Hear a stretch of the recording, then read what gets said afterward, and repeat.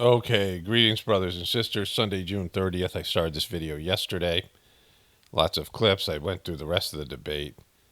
And I want to say this in the beginning. I'm probably going to say this a lot over the next couple of videos. What the Democratic Party is doing now, low-life frickin' behavior. There is an element of the Democratic Party. There is one half of the Morning Joe team, Mika, which I'll show you in this video, who says she's not ready to give up on Joe Biden. There are people out there, media pundits, and people in the Democratic Party, it's a minority at this point, who are trying to sell to the American people that we should have a president with obvious dementia, a senile president. I mean, think about that. They are trying to sell to you, all of us, gaslight us, and say it's okay to have a president with dementia, someone who is obviously now everyone acknowledges has dementia.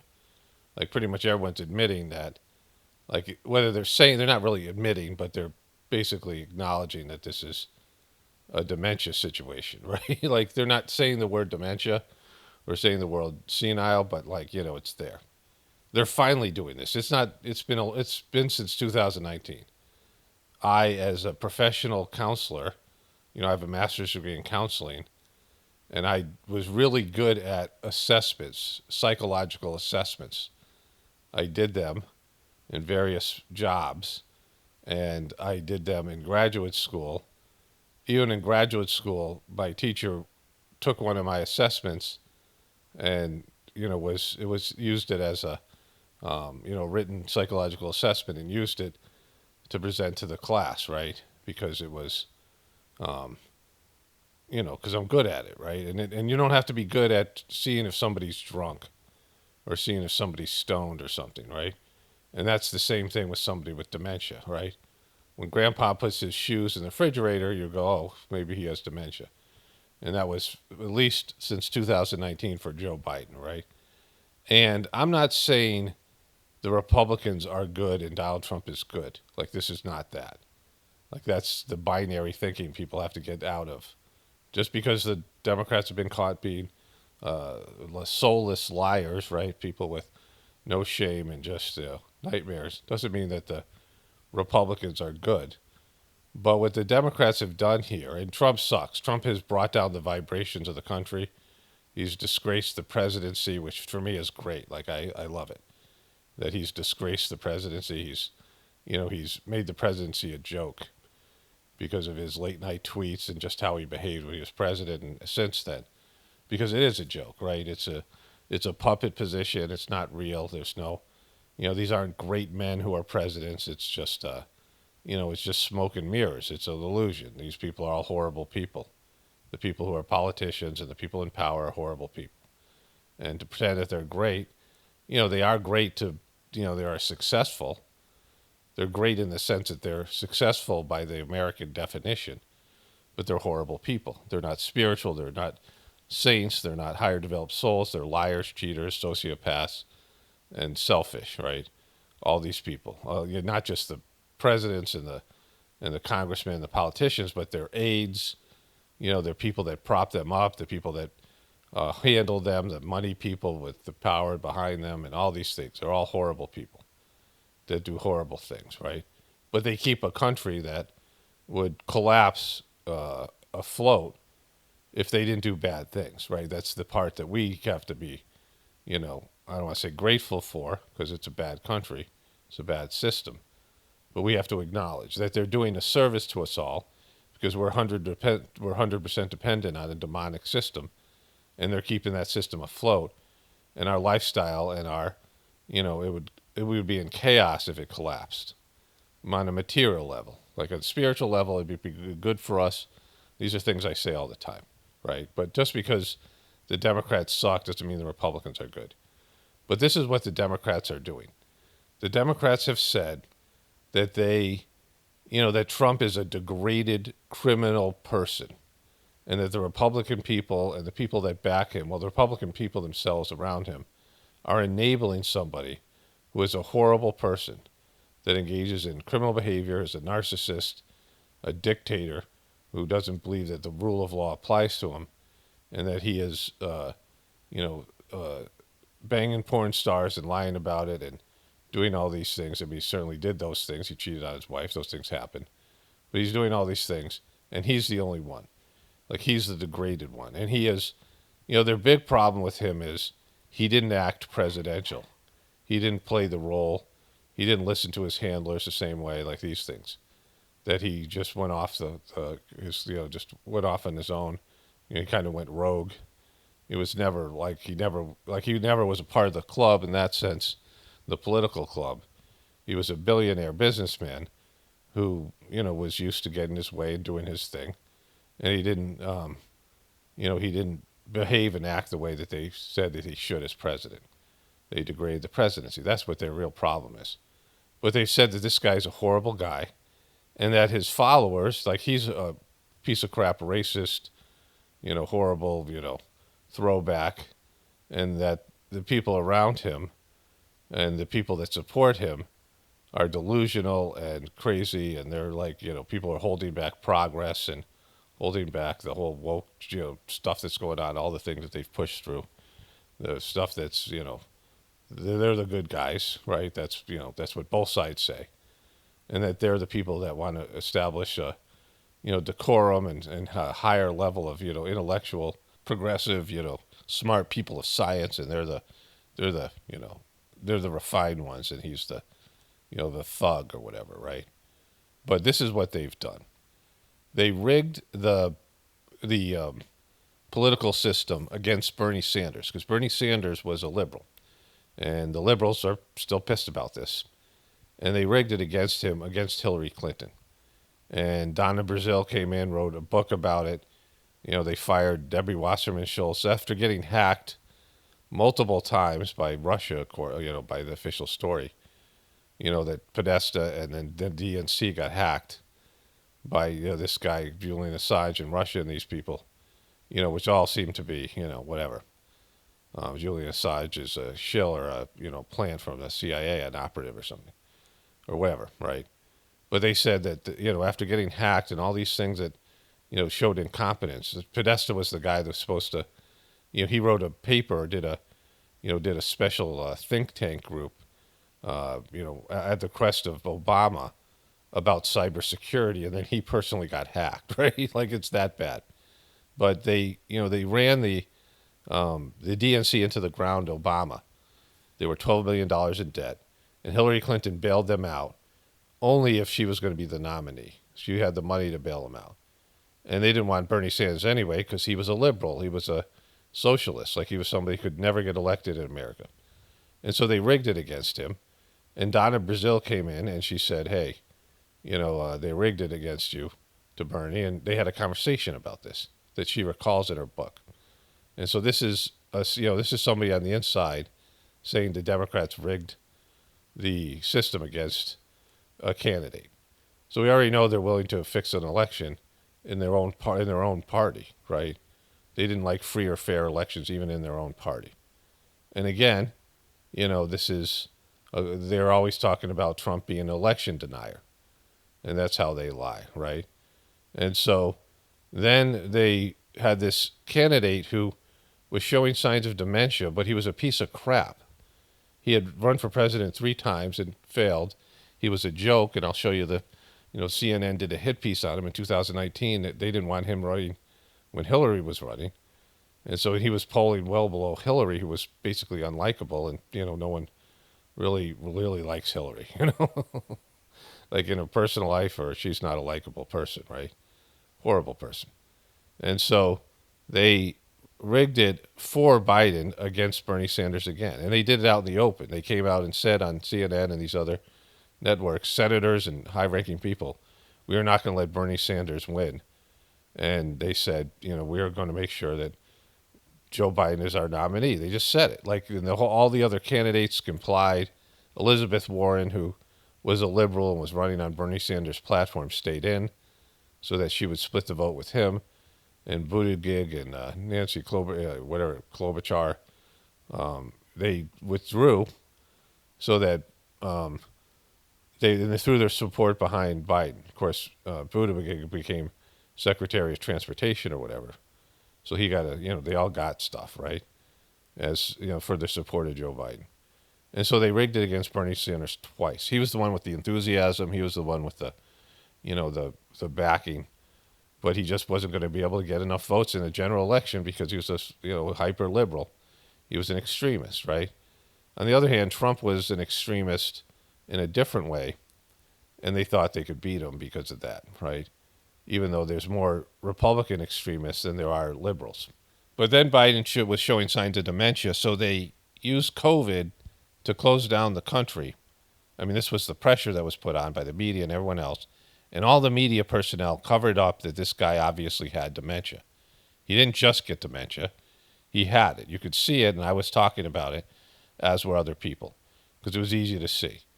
And it didn't mean that he didn't have good moments. Like, you have good moments. Like, that's how it works. Anybody who has a relative with dementia knows they have their lucid moments. It's not about that. It's that once a person has dementia, it's just going to get worse, and they should not be working. And it's like elder abuse to put them in a job when they have dementia, where they're getting confused and lost. They don't have the capacity to do any kind of a real job anymore. Maybe a greeter at Walmart or something. See if something to keep it. But even then, it's for a limited time. Their time of working is over. And they wanted this MNFer to be president. And so they pushed him through for years, and they gaslit the American people. When people said he had dementia, they said, no, he didn't, which is ridiculous, right? And whatever happened in the 2020 election, you might call it rigged against Trump. I mean, all these elections are rigged from the very get-go, so it's like silly to say they rigged that, whatever you want to think. But, whatever happened there, that happened, right? And he became president, and he has had bad moments, dementia moments, since day one. And his walk and his gait and his tripping has gotten horrible, falling off his bike, just one bad moment after another. Like, he just can't pick up his feet when he walks. You can see it, like in his expressions. He looks like a deer in headlights. He's nobody home, vacant expressions, mouth agape, right? And this was all on display in the debate. And for years they said, oh my God, this guy's great. And everybody else in the frickin' world knew he had dementia. You think if I know that people that Putin doesn't know, and and the other world leaders don't know, right? If I know, they know, right? Like, they were rolling out a guy with dementia as president, and they're saying, well, he's not really president to them. We're puppeting him. There's no real elections. There's no democracy in America. We just force this guy on the American people, and he's being completely controlled by people who were not elected. So democracy died. And then at the same time, they're saying that Trump is an election denier, and all of his people are not accepting the result, even though they busted out a massive new aspect to the election, which was mail-in ballots. That right, like a month before the election, Pennsylvania was in a mess, as were other states, because they were going to have an influx of election mail-in ballots that they never had before. And so this was the lies they were telling, right? At one hand, they're saying Trump's a liar, and that's what their story is now post-debate. Everybody is saying Trump's a liar, he got caught lying. They're trying to minimize Biden's. I mean, Biden, yeah, he had a bad night, but Trump's a liar. Everyone saw he was a liar. Well, you've been lying to the American people about his dementia. And now you want us to accept that we have a president that has dementia at a time where the world is going, we're going to go into world war, where Israel is, trying to take back the Israel of the Bible, starting with the Palestine, and there's a war in the Ukraine, which could easily turn into World War III with Russia, and there's stuff going on with China. We're on the verge of economic collapse, and that there's 20% inflation that everyone's freaked out about, but it's really 100% inflation, and they're just trying to keep it down. Eventually it's where it's going to catch up to us. The inflation's way worse. The dollar's been devalued. And so, we're on the cusp of like all these bad things, and you want us to have a president with dementia like he was some great man. And the other thing is, they shouldn't be president now. After that debate, like, you would fire anybody. He needs to be frickin' fired, like right frickin' now. You need to fire this guy. Take him out of the presidency. Even as bad as Kamala is, and that was his insurance policy because nobody likes her, And even though the Democratic Party's in an array, and they're saying that a second Trump term would be a disaster, which it would be, but so would a second Biden term. Scylla and Charybdis, right?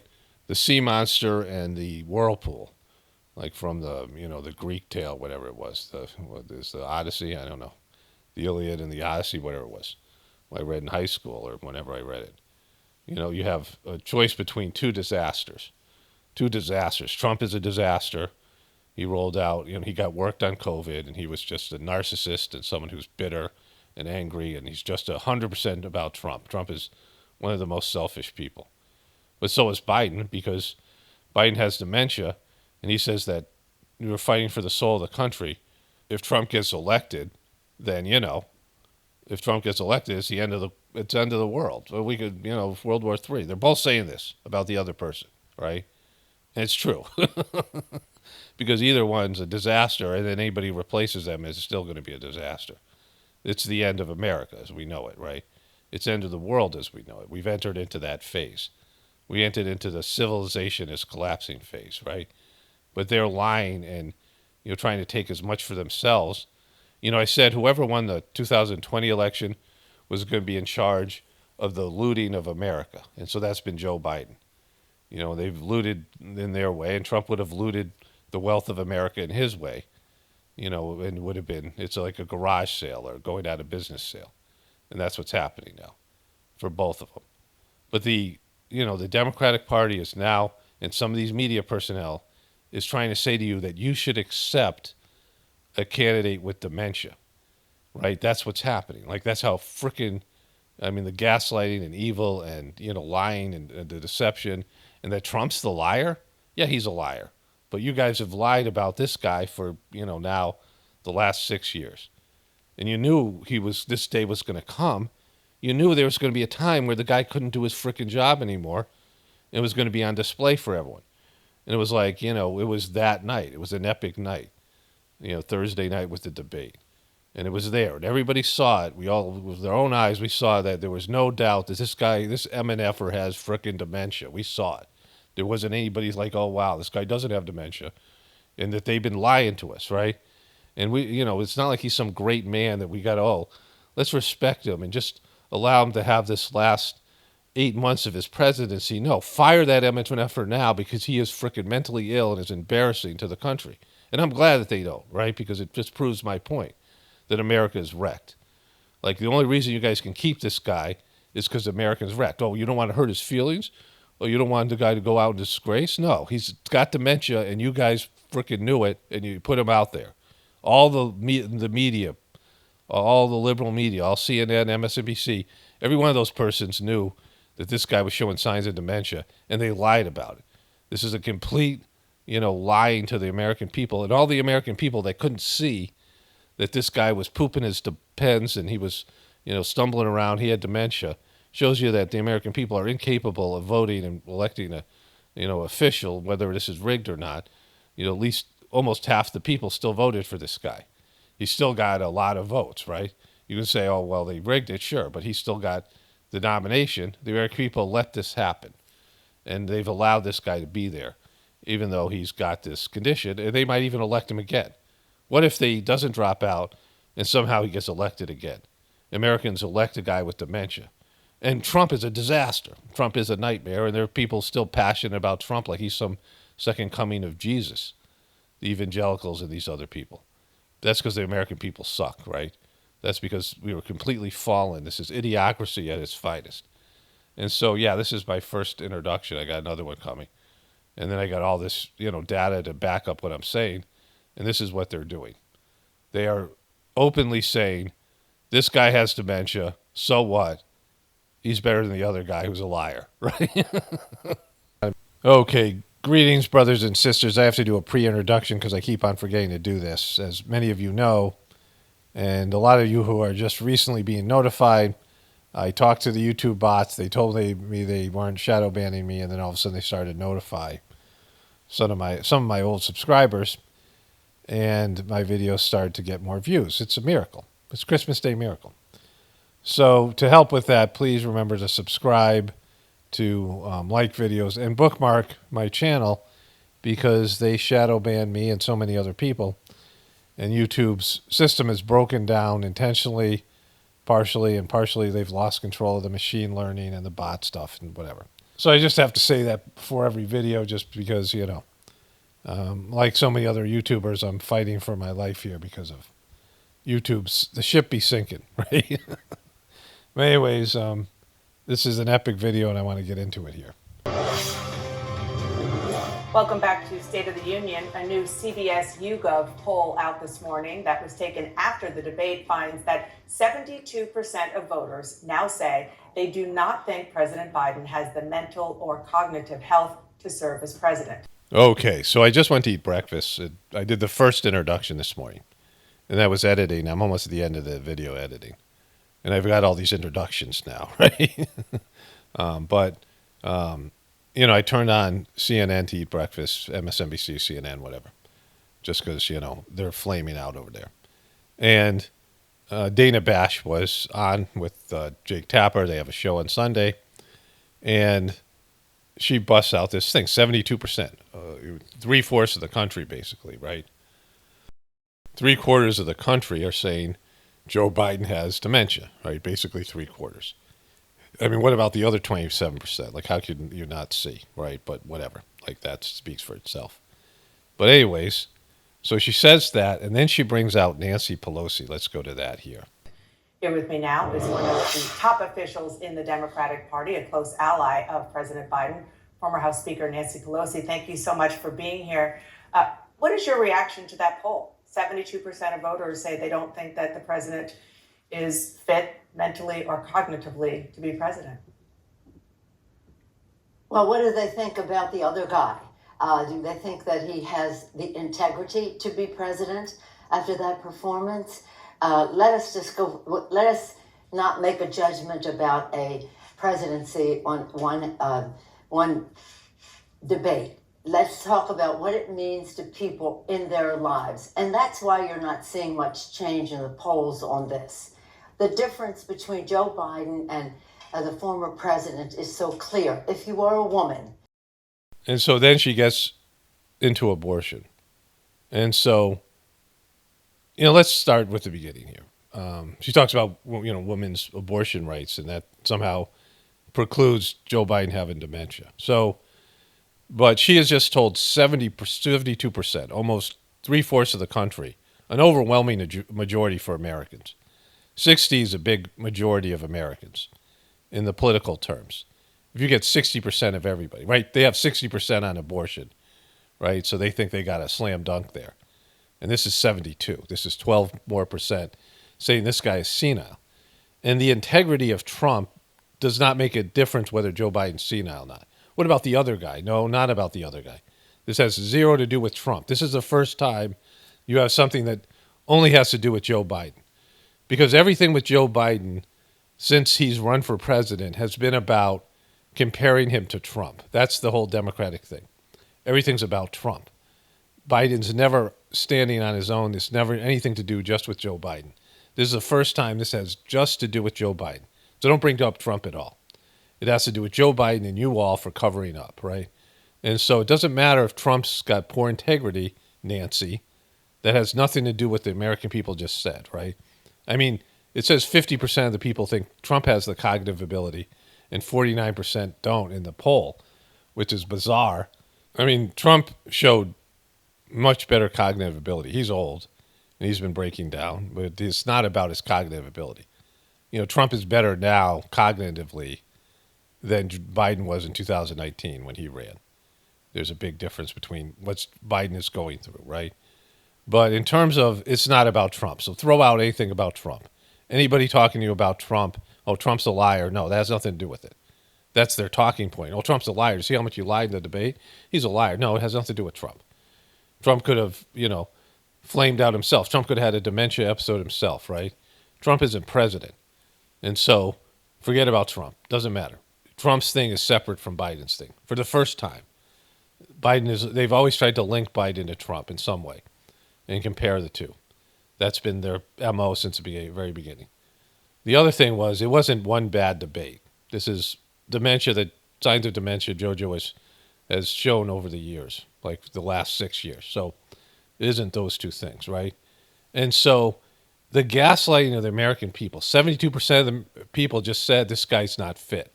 And the other 20%, 27% are, I don't know what's wrong with them, but there's something wrong with them. Whatever they, for 27% to think this guy's okay, I mean, I don't know what you can even say about those people, right? Of course, the Trumpers are all going to say he's got dementia just because they're Trumpers and Republicans. So it's really, let's say, that's 40% of the poll.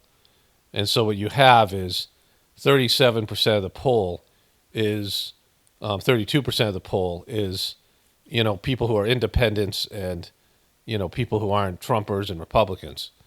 And they see what needs to be seen here, right? And so, Tom Brady got bounced out of New England. Tom Brady was a god in New England, right? Like, you see this with professional athletes. You see it on every level. We live in a performance-based system.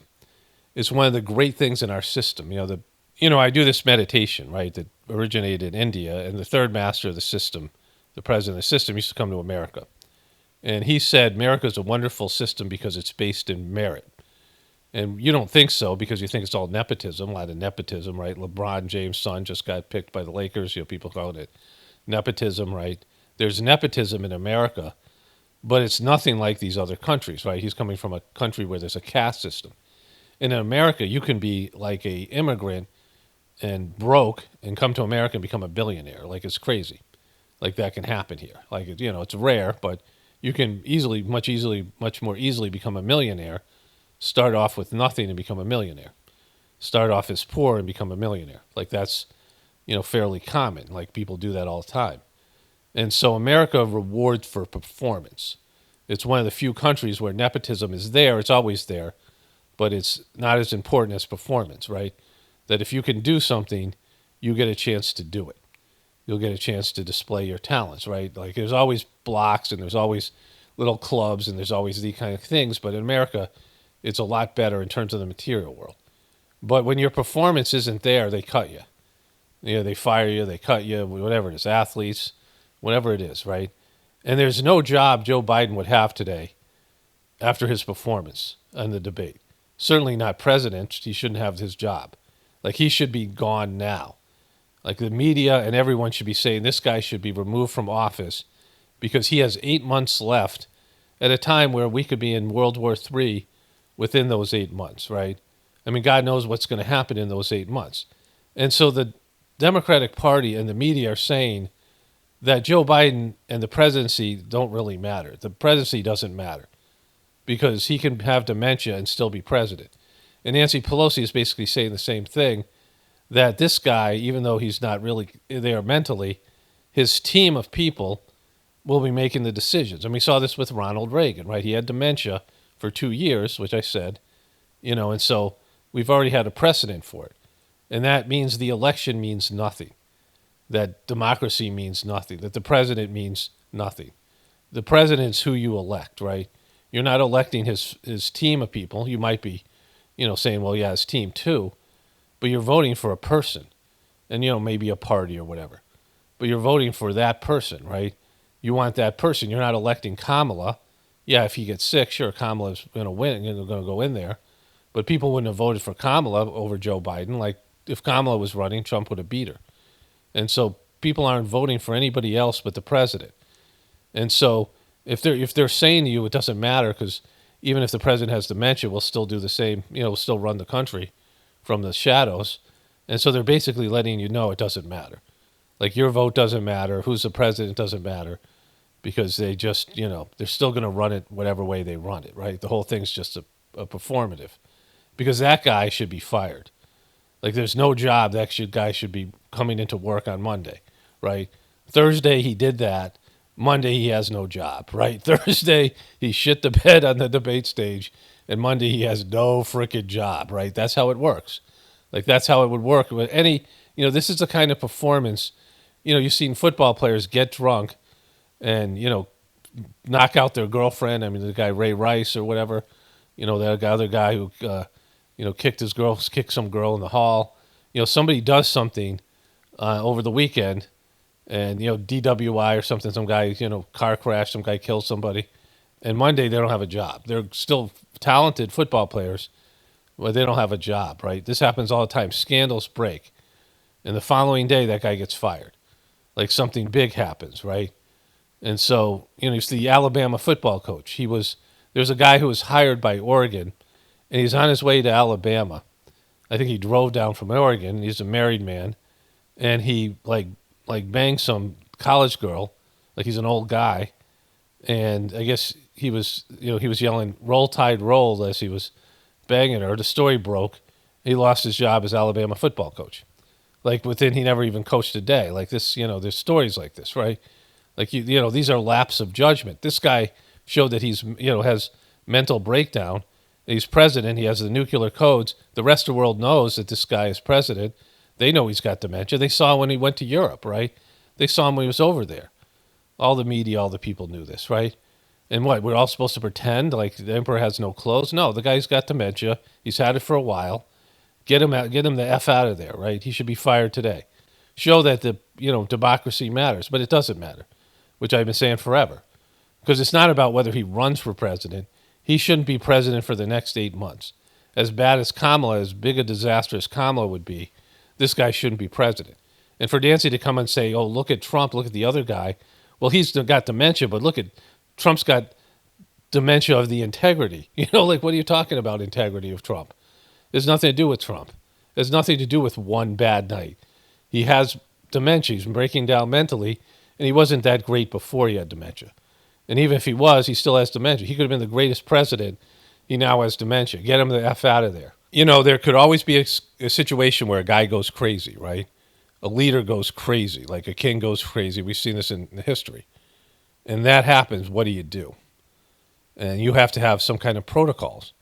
And this is, what if, there's going to be a lot of old presidents that have the chance of having some kind of mental breakdown. Dementia can happen in your 60s, in your 50s. People have some kind of mental lapse. So, what if he got MS or something like that?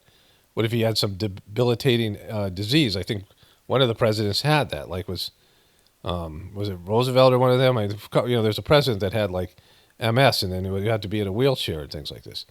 Don't tell me, don't care, don't need to know. Who that guy was. I could look it up, but I'm not going to. But it happened, right? And so, these things can happen, and you have to have some kind of protocols in place where you replace the president because he can't do the job anymore, right? Especially if it's dementia and it's so obvious. It's been for, 6 years now. They shouldn't have elected him in the first place, but now that he's president, this was going to happen. He's been breaking down mentally. Get him the F out of there. It's now known. 72%, a huge majority of people in the rest of the world, and they should all be saying, that all the media and all the people should be saying, get him out of there right now. Not just the Republicans, who aren't even saying that either, right? He should be gone today. Like, this is, Sunday, Monday, there should be a swearing in of Kamala Harris, because that's what's supposed to happen. As a disaster, how big a disaster that is, that should happen, right? And so, I'm going to show you all these other things, all these reactions and all these things. I did this video yesterday. But this is what's happening today on Sunday morning. Nancy Pelosi comes out and says, pulled your horses. What about abortion? Well, it doesn't matter what his policies are. It matters that he has dementia. That's all that matters. Nothing else matters, right? What party he's in, what, sex he is, whatever he is, as a person. None of that matters. He can't do the job. He can't be president today, tomorrow, the next day, never mind the next 4 years. He should be fired today, and they deal with that. We all saw it. This is the ultimate in gaslighting. All of us saw him having dementia, full-on display dementia. And you guys are saying, well, what about Trump? Well, no, fuck you, what about Trump, right?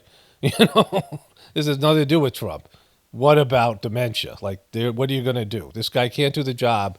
What is America's ability to deal with a president has dementia? There has to be something in place, right? What are you going to do about it?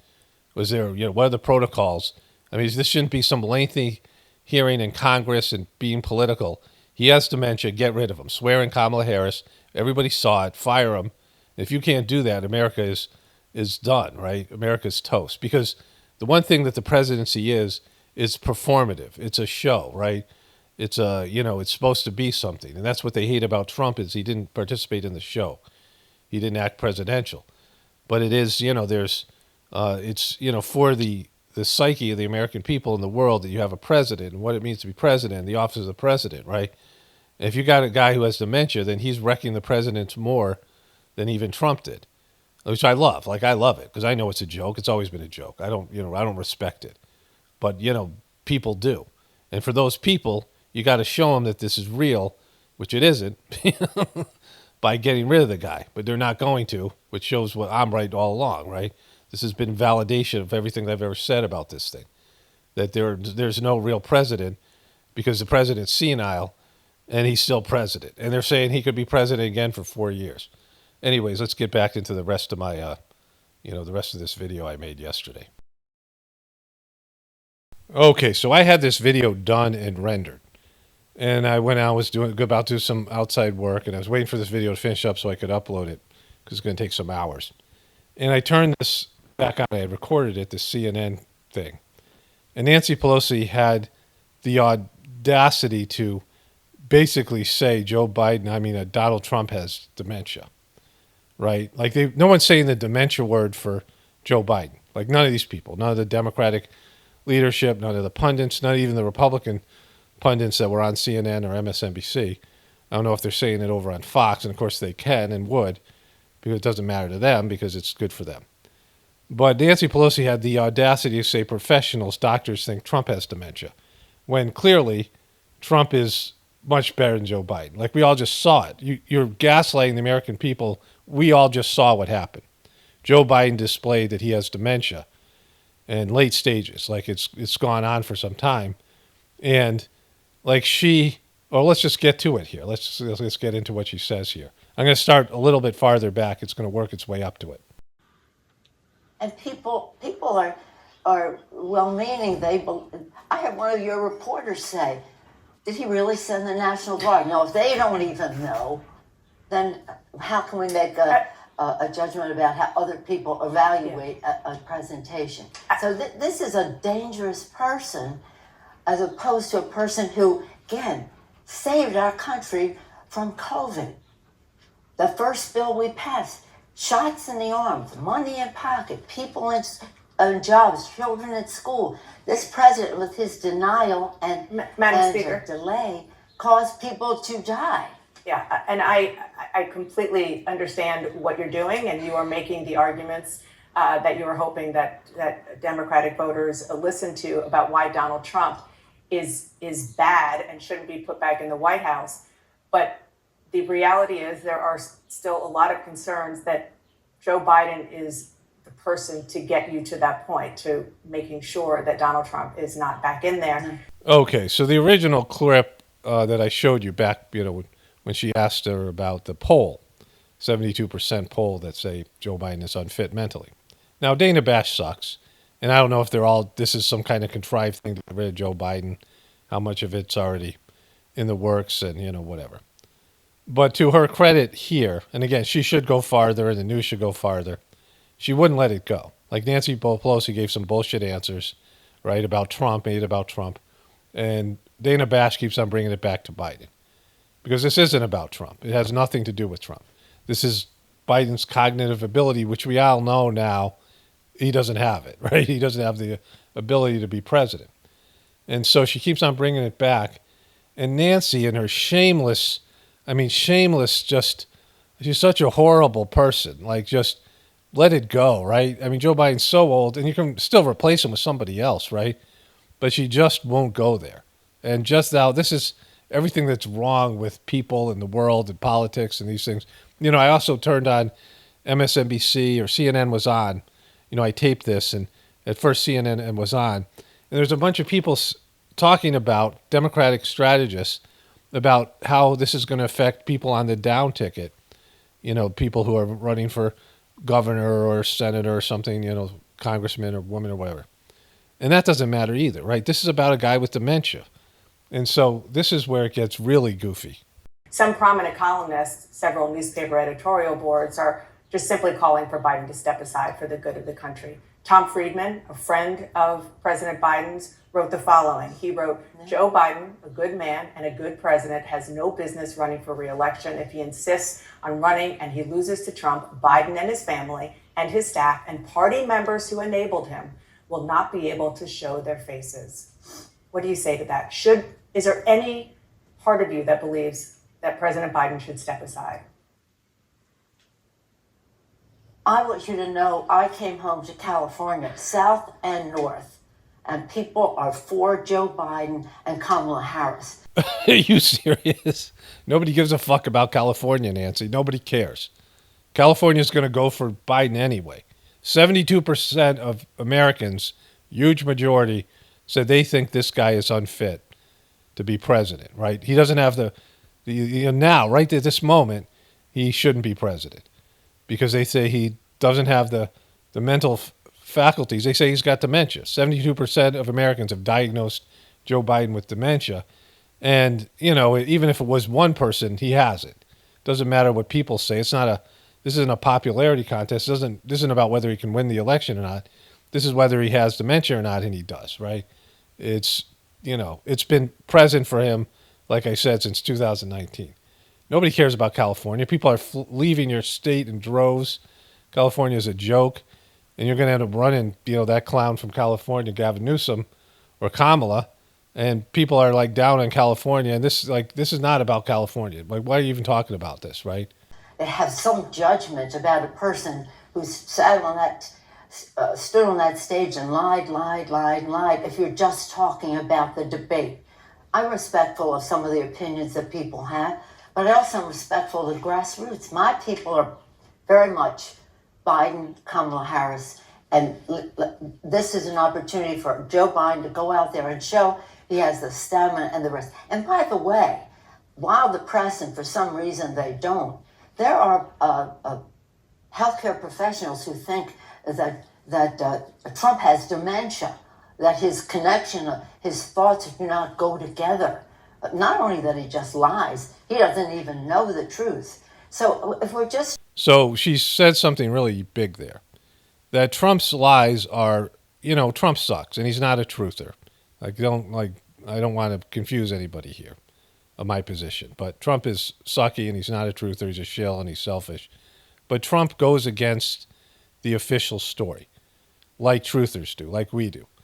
And she's saying that somebody who goes against the official story doesn't even know what the truth is. No, you guys are proven liars, and you're a proven liar right now. You guys are covering up for a guy who has dementia, so you guys have no credibility as politicians, as media personnel. I mean, you guys have all pushed this guy with dementia, and you're gaslighting all of us. And you're saying that if somebody doesn't agree with your version of reality, they must have dementia. We got doctors who can confirm it. I mean, this is what they do to people.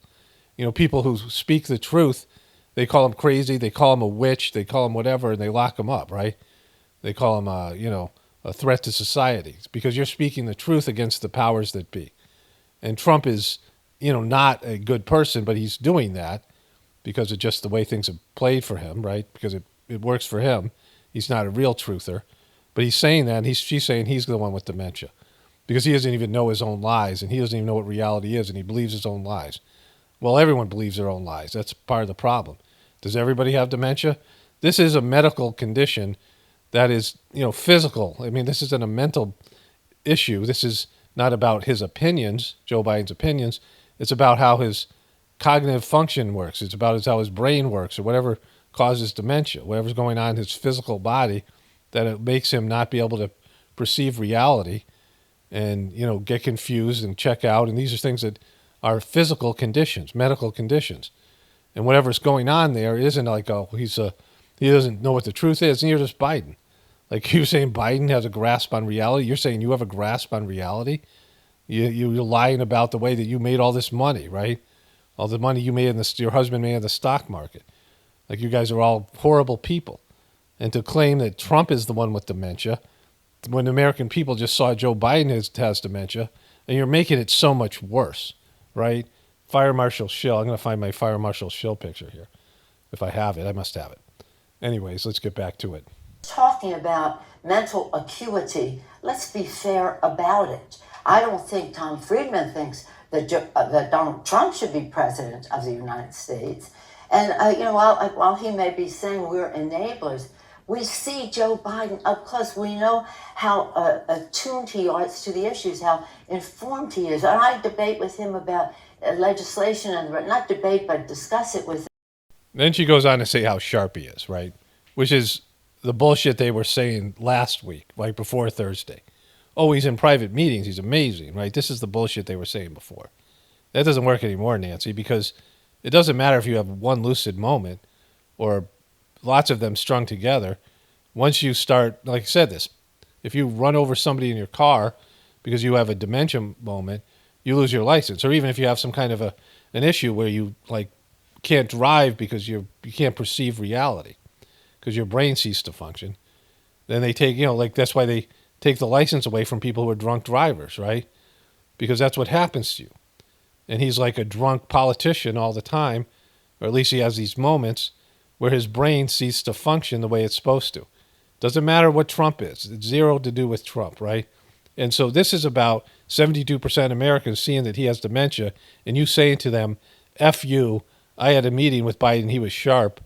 What are you talking about? Like, what are you talking about? Like, even about you? Like, you're just old and decrepit people, right? Trump doesn't have dementia. Trump is showing signs of forgetting things, and he's getting into those early stages. He's where Joe Biden was probably 2018, 2017. And Trump, might happen rapid onset with the pressure of being president. He might fall apart if he wins, because that's probably what's all he wants to do is win again. Like, I think that's the biggest thing. It isn't like he wants to govern. It isn't like he wants to fix the problems. He wants revenge. He wants to win. He wants to win. He wants his personal redemption, right? He might just completely fall apart after that. Like, he's putting everything in. He's slowing down. Like, he's too old. You're too old. You guys are all too old, right? There should be some sort of a evaluation of politicians when they get to a certain age of their cognitive ability and these other things, right? Because in reality, they're making big decisions and they don't have the wherewithal. And there's a point where you just start focusing not on the material world, but you focus on the journey back to your soul's journey back to the source. That's what's supposed to be happening when you reach your 80s. You could do a little bit of work here. You can do a little bit of stuff, give a speech here, do something here, some small things, right? Some foundation thing, go cut a ribbon somewhere, You can use your wisdom, advise younger people, be in that capacity, be an advisor. People call you up and ask for your advice. You're no longer a doer, you're a teacher, right? And you're spending your own personal journey going back and getting ready for your inevitable exit from this planet. And these guys are still trying to be young guys, and they're like arguing like little children up there in the debate stage, which you're going to see when I show you the rest of this. I've already edited this whole video. It's ready to go. But this is an absolute travesty. Nancy Pelosi saying that Donald Trump is the one with the dementia, right? Like, that's how bad. This is not her mistreating Trump. This is her mistreating her constituents and the Democratic, voters and CNN and all these people to come out and just lie about it. We all saw Joe Biden has dementia. Nothing to do with Trump. This is zero. Don't talk about Trump at all. Like, all she talked about was Trump and disaster that Trump is. And you could still beat him with somebody else, not Kamala and probably not Gavin Newsom. I don't know who you have, right? I mean, that's your dilemma. But Joe Biden ain't beating him.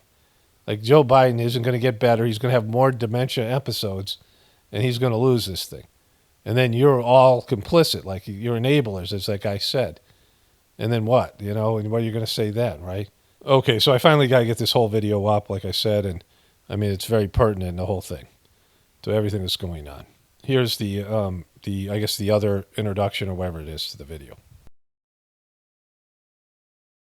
Okay, greetings, brothers and sisters. My wife and I watched the rest of the debate last night, and I watched a lot of news coverage yesterday. Today is Saturday, June 29th. So the video was long, and my internet speeds are better, but it took forever to upload it. And then I woke up in the middle of the night. There was a copyright issue for some clip I used later on in the video that didn't even have to do with the debate. It was a 3-hour video. Just made it public this morning. So that was a bummer. I wanted to get that out Friday. But anyways, we watched the rest of the debate. And I'll show you the rest of the debate because it's hilarious. Trump doesn't do as well. In fact, he does poorly in terms of, his pettiness and, all the things that are Trump. Of course, Biden's much worse because he's senile. Trump isn't quite there yet, but he's flirting with it, right? But, it's really entertaining. So I'm going to go through it because it's funny. And Biden isn't going to drop out. And his people around him and all the media, all these people are complicit in this, gaslighting of America, which we'll talk about in depth as I go through it. Morning Joe's hilarious response. I want to get to some of the responses and then show you the rest of the debate. And they're not talking about Kamala at all, only in terms of one person said, if Joe Biden gets elected, we know that Kamala will be president at some point. And he, was a Democratic pundit who was basically saying that's going to be a horrible thing. And so their Democrats are in a disastrous situation. Joe Biden is not going to withdraw. He's not going to back down. I'm going to show you the rest of the clip. I skipped some of it yesterday. I was eager to get the video out, so I didn't watch the whole thing. I thought it was over. Him talking about his poor performance, but it wasn't. And, the people around him and the Democratic leadership and all these people, they're not going to be able to force him out. And so all of this is a lie. All this stuff that they say Trump being a disaster is a lie, because Joe Biden is at this point the worst person to be running, because he is mentally impaired. He showed he has dementia, senility, Alzheimer's. I mean, it's something, right? It's easy to diagnose, as I said in the intro to my video yesterday. It's the easiest thing to diagnose. It's like somebody being really drunk. It's easy to tell when somebody's really drunk, right? It's easy to tell when somebody's having senior moments. And, it's predictable because they get old, and then you see that they're not mentally functioning, and they have these moments where they are hallucinating, basically, right? And they don't have the ability to understand what's going on around them. And let's be clear about this. They made a safest possible environment for him. They had two friendly Joe Biden supporters on CNN asking him questions, lobbing things to him, putting things up on a tee for him, structuring the debate so that Trump couldn't bully him and talk over him and do the things that might rattle him, right? But he came out shook. He was totally shook. He was rattled. He was fear-based. He was a deer in headlights. And then he just imploded in ways that if it was any other, people would be like, it's cruel to keep this guy working. If some guy had these moments, he was working at a greeter at Walmart, and he had a moment like this, they'd be like, we can't have this anymore. We can't have it and you can't have it. It's not fair to you. You can't do the job anymore, and it's disturbing.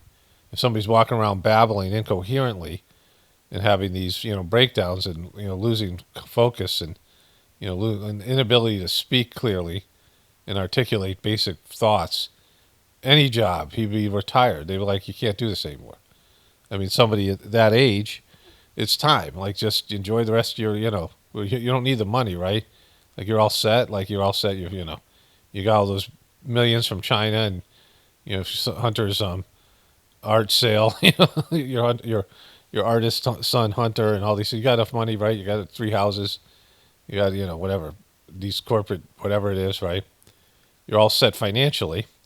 You don't need the gig. And the other guy is supposed to be a evil villain that's going to end democracy as we now know it. And so that's what they're saying, that Donald Trump is a disaster. And right now, Donald Trump's going to win, because the American people are looking at the difference between somebody who's senile and somebody who is unlikable to many of them. And, it's just a no-brainer. At the very least, he's going to suppress the vote.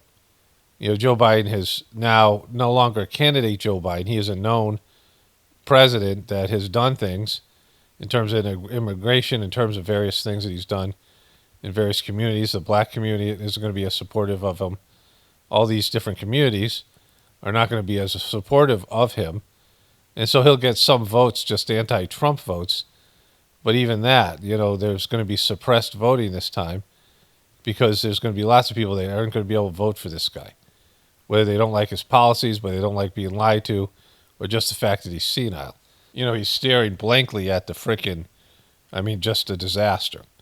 And so, and the fact they've been covering up that he's not mentally capable of doing the job.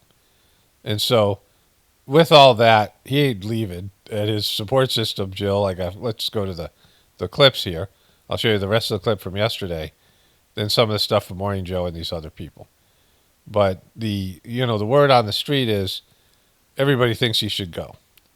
I mean, Morning Joe is even at least one of the two is saying he's got to go.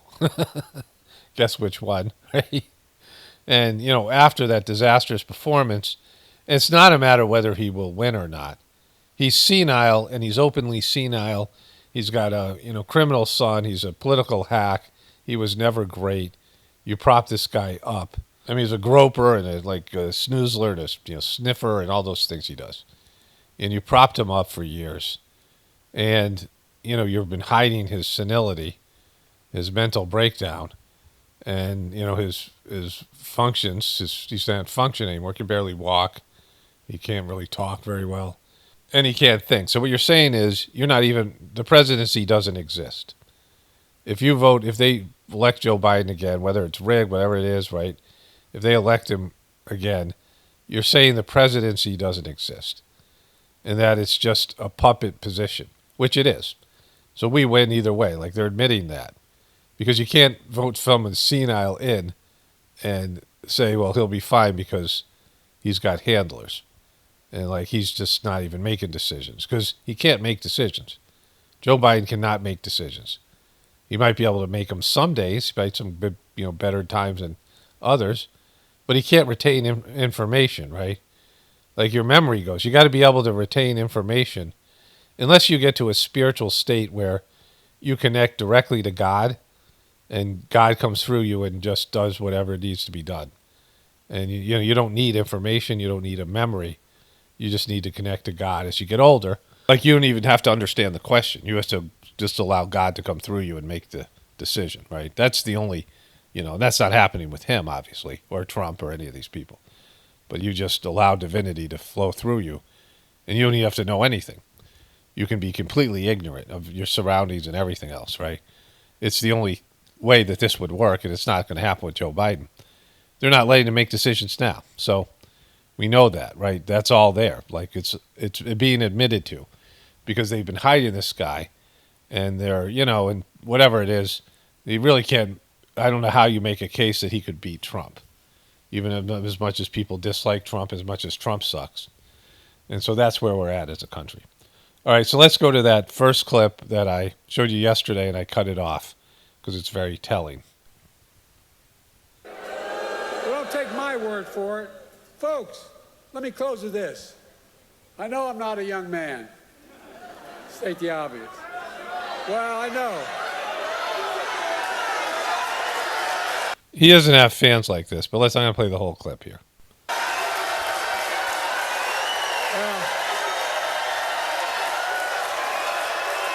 Woo! Joe.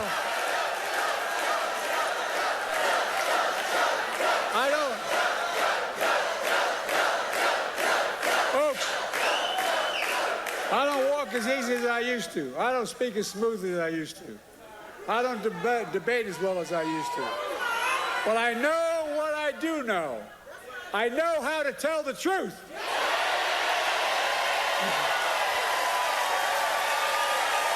I know right from wrong. And I know how to do this job. I know how to get things done. And I know, like millions of Americans know, when you get knocked down, you get back up.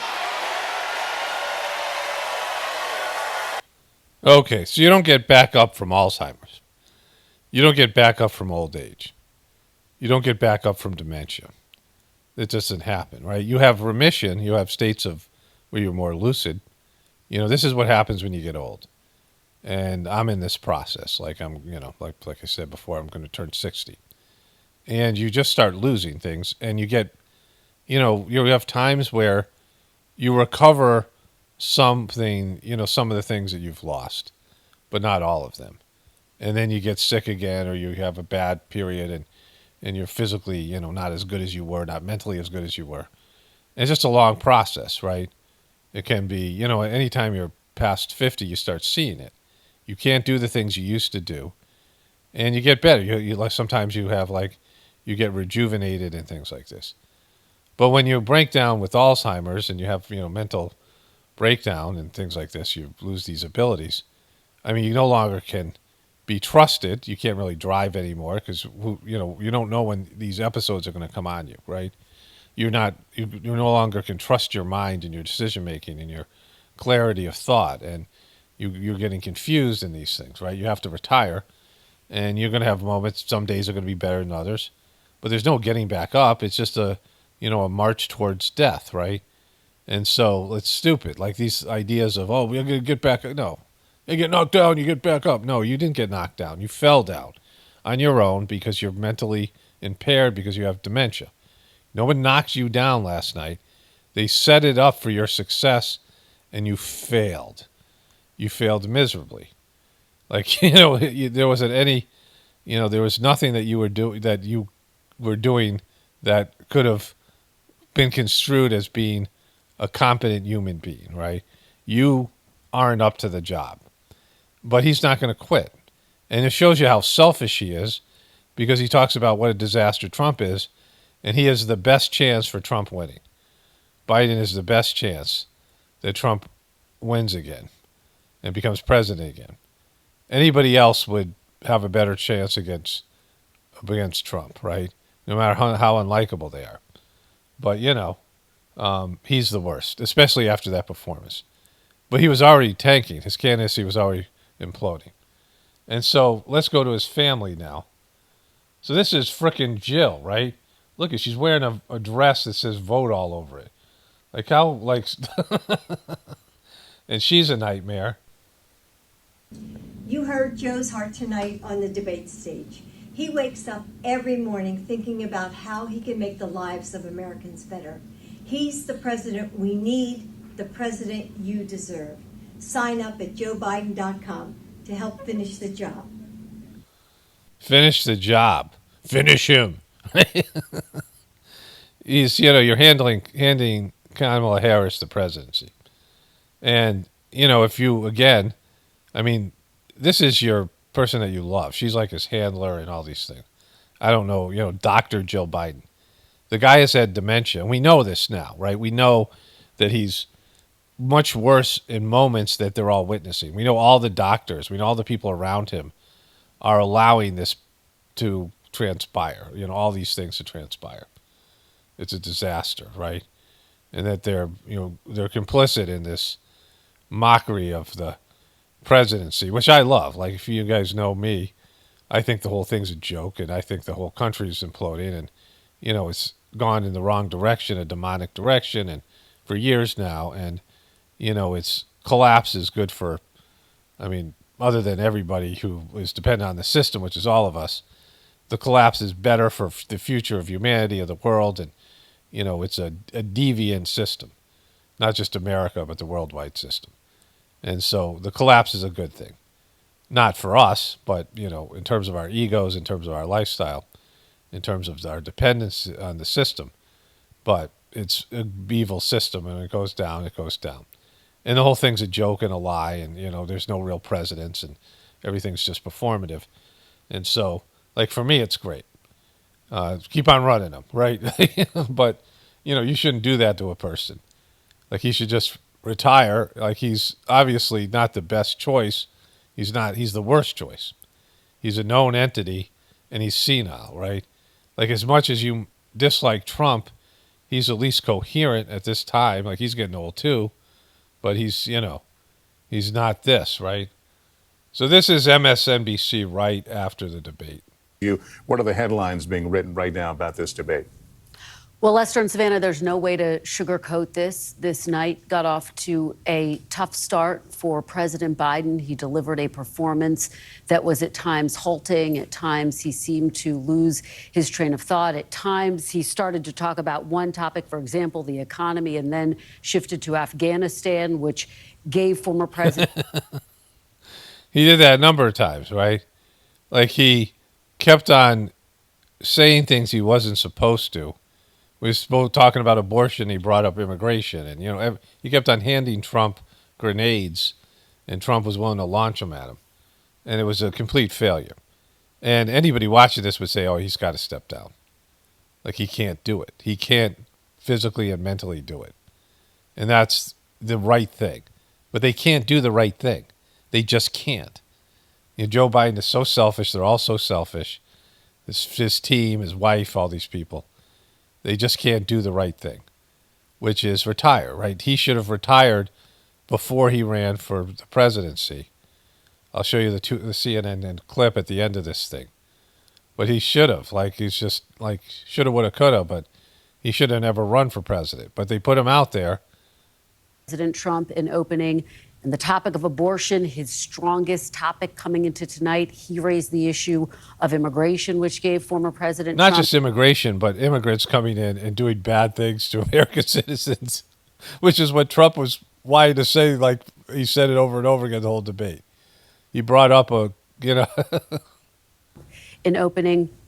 As the night progressed, he did begin to pick up steam. He had some really strong moments on the issues of what his administration, for example, has done. He didn't. I've watched the whole thing. There's no strong moments For veterans.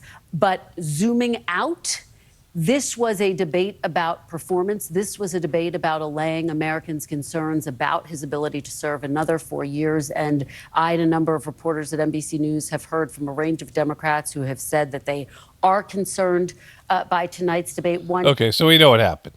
She's underselling it. But let's go to Morning Joe here.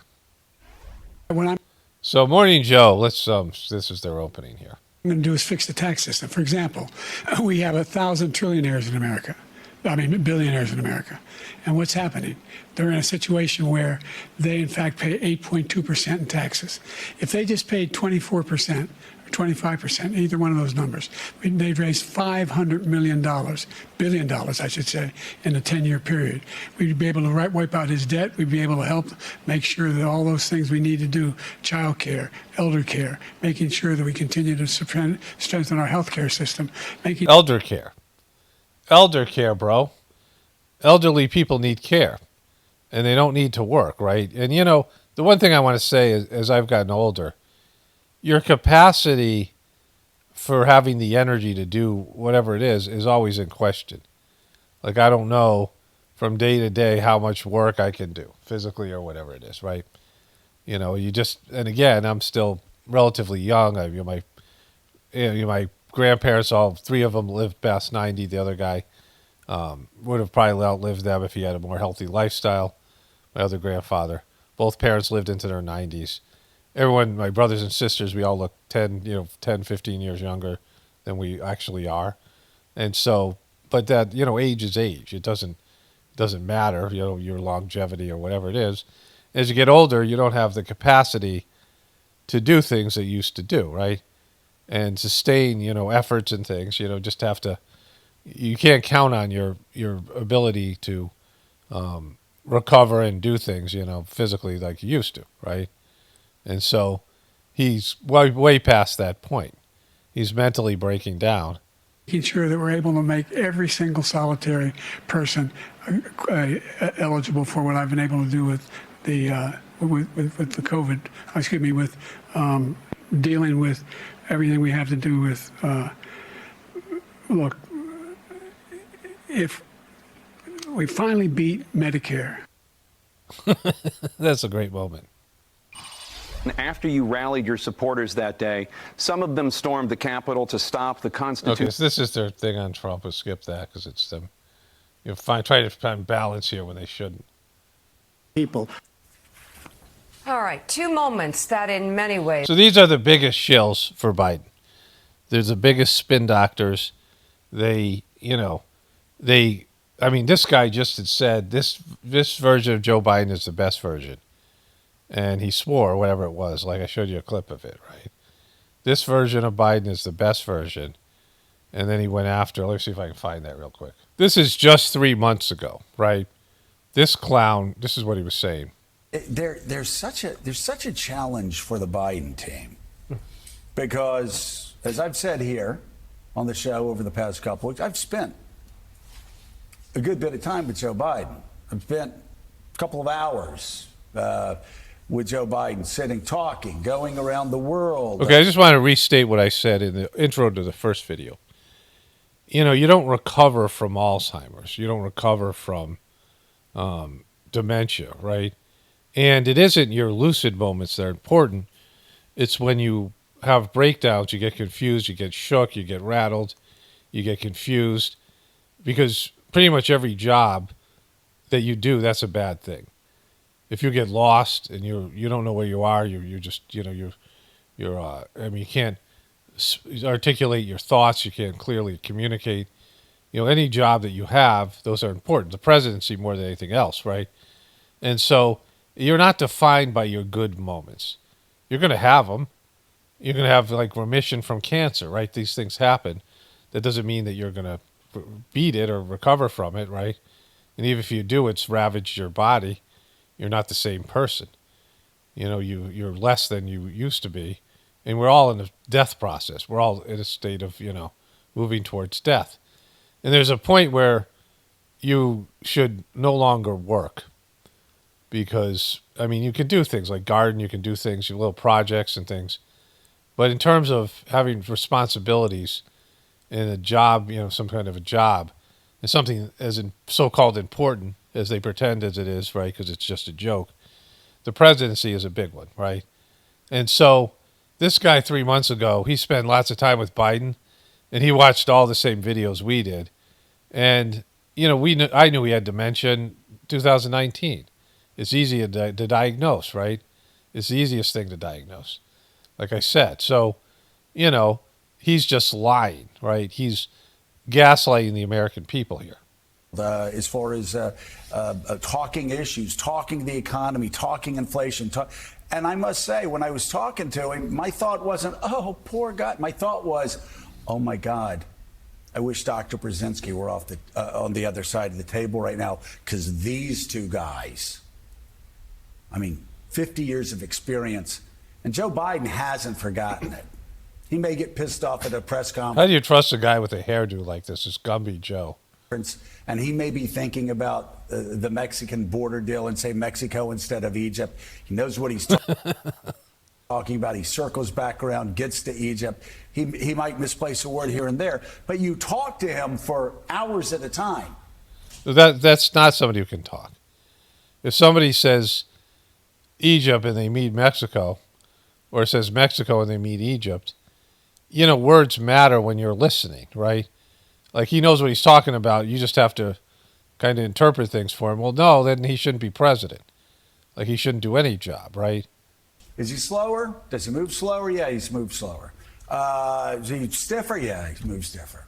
Does he have trouble walking sometimes? Yeah, so did FDR. We got out of the Depression. We wanted GD war against Nazism and against the Japanese. But comparing that guy's mental state, I've said it for years now, he's cogent. Mm-hmm. But I undersold him when I said he was cogent. He's far beyond cogent. In fact, I think he's better than he's ever been intellectually. This is an age well, bro. Analytically, because he's been around for 50 years. And, I don't know if people know this or not, Biden used to be a hothead. Sometimes that Irishman would get in front of the he had a temper. He still does. Reasoning. Sometimes he would say things he didn't want to say. He'd say things he didn't want to say, even when he wasn't senile. Like he sucked before. And I don't really, I don't really care. Start your tape right now, because I'm about to tell you the truth. And I've been lying to you before. But let's go back there. Sometimes he would say things he didn't want to say. And I don't really, I don't really care. Start your tape right now, because I'm about to tell you the truth. And F you if you can't handle the truth. This version of Biden, intellectually, analytically, is the best Biden ever. The best fight. Not a close second. And I've known him for years. So right here, there's the compass right there, as above, so below. Freemasonic compass. So that's not going to age well. So here he is, right? When we just saw Biden have a complete meltdown, get shook and rattled, and break down mentally. Defined last night's debate. Donald Trump's performance included his usual stream of grievances, along with many false and misleading claims. However, as you saw in that first clip, the debate was particularly rough for President Biden. Concerns about his age, perhaps his biggest weakness, according to polls, were on full display as he struggled through many of his responses, speaking with a soft, hoarse voice, which his campaign blamed on a cold. Good morning and welcome to Morning Joe. It is Friday, June 28th. Okay, so they introduce all their people forever, and then they go to these guys. And get your reflections on the debate last night. Well, I think I should start by saying, without any apologies, that I love Joe Biden and Jill. Oh, wow. This is going to be bad. Well, what's the butt going to be like? It's going to be a huge, enormous butt when you have to start off by saying you love them. Like, this is like an intervention, right? When you got to come out and say, oh, I love those guys, just like Van Jones said.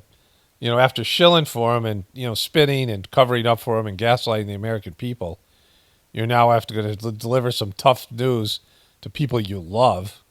And I will gladly debate anybody, anytime, any place, anywhere over the issue of whether Joe Biden has been the most effective president in passing bipartisan legislation, in expanding NATO, in responding to the rising Chet.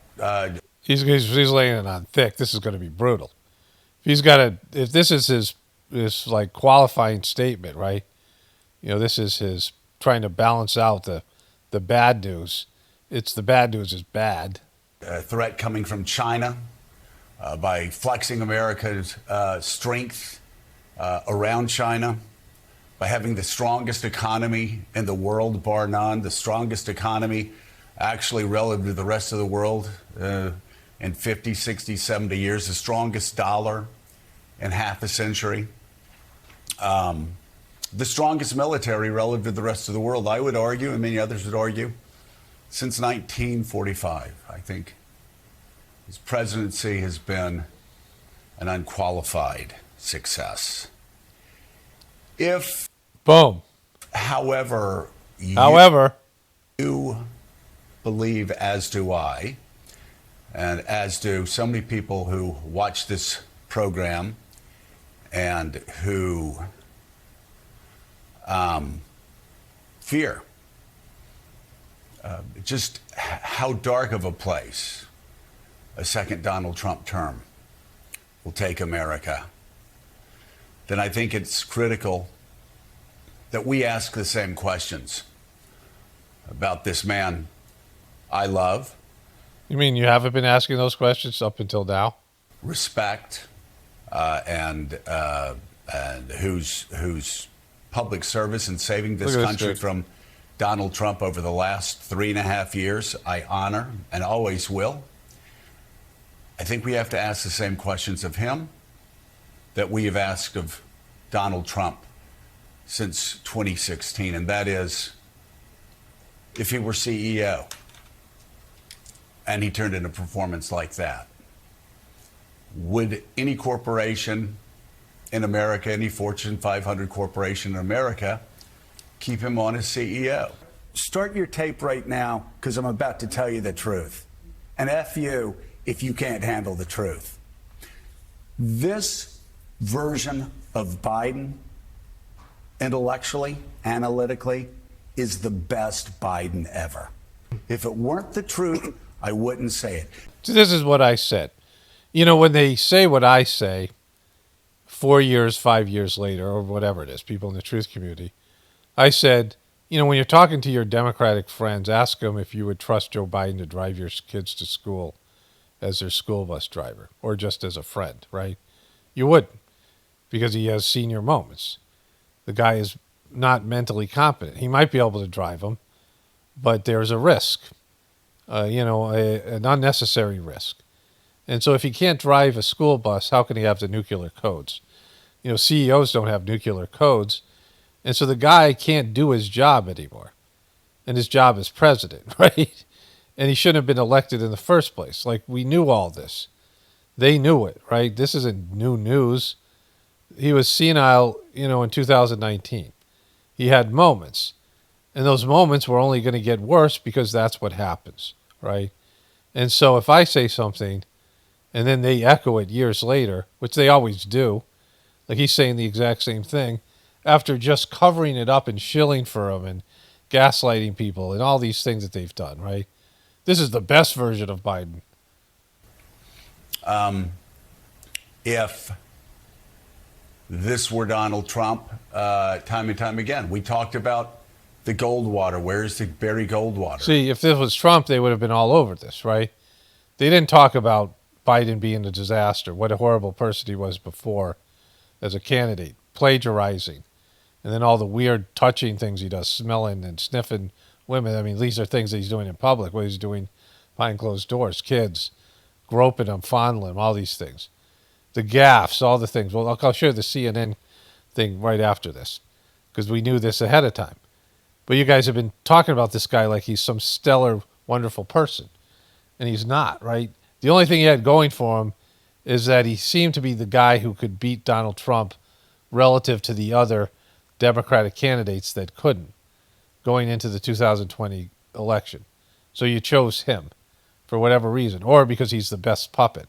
And he'd be, just a figurehead because he can't govern because he's senile, right? And so the powers that be. But whatever the reason is, this is what we're left with.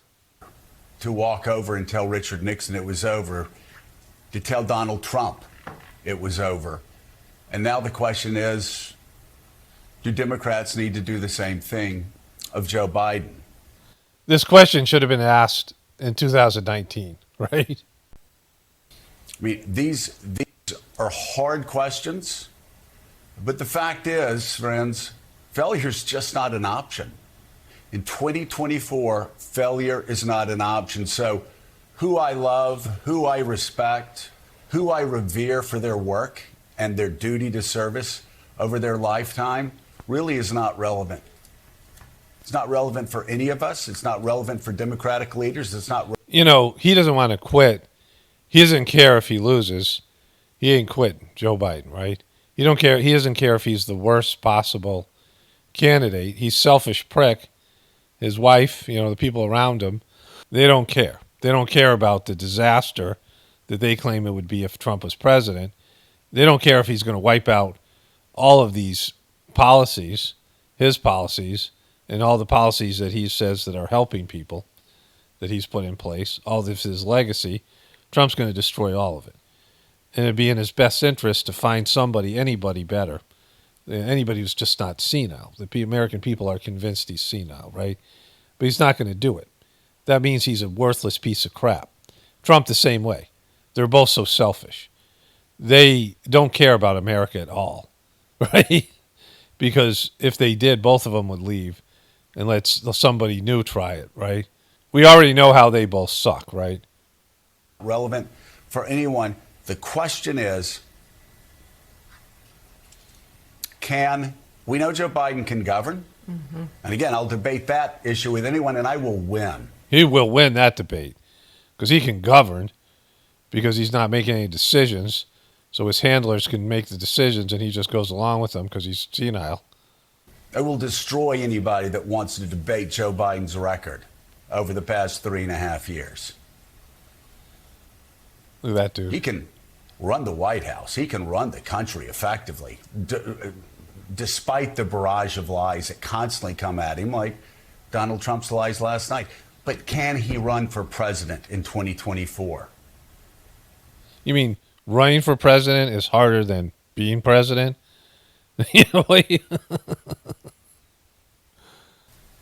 Donald Trump lied over and over and over and over again.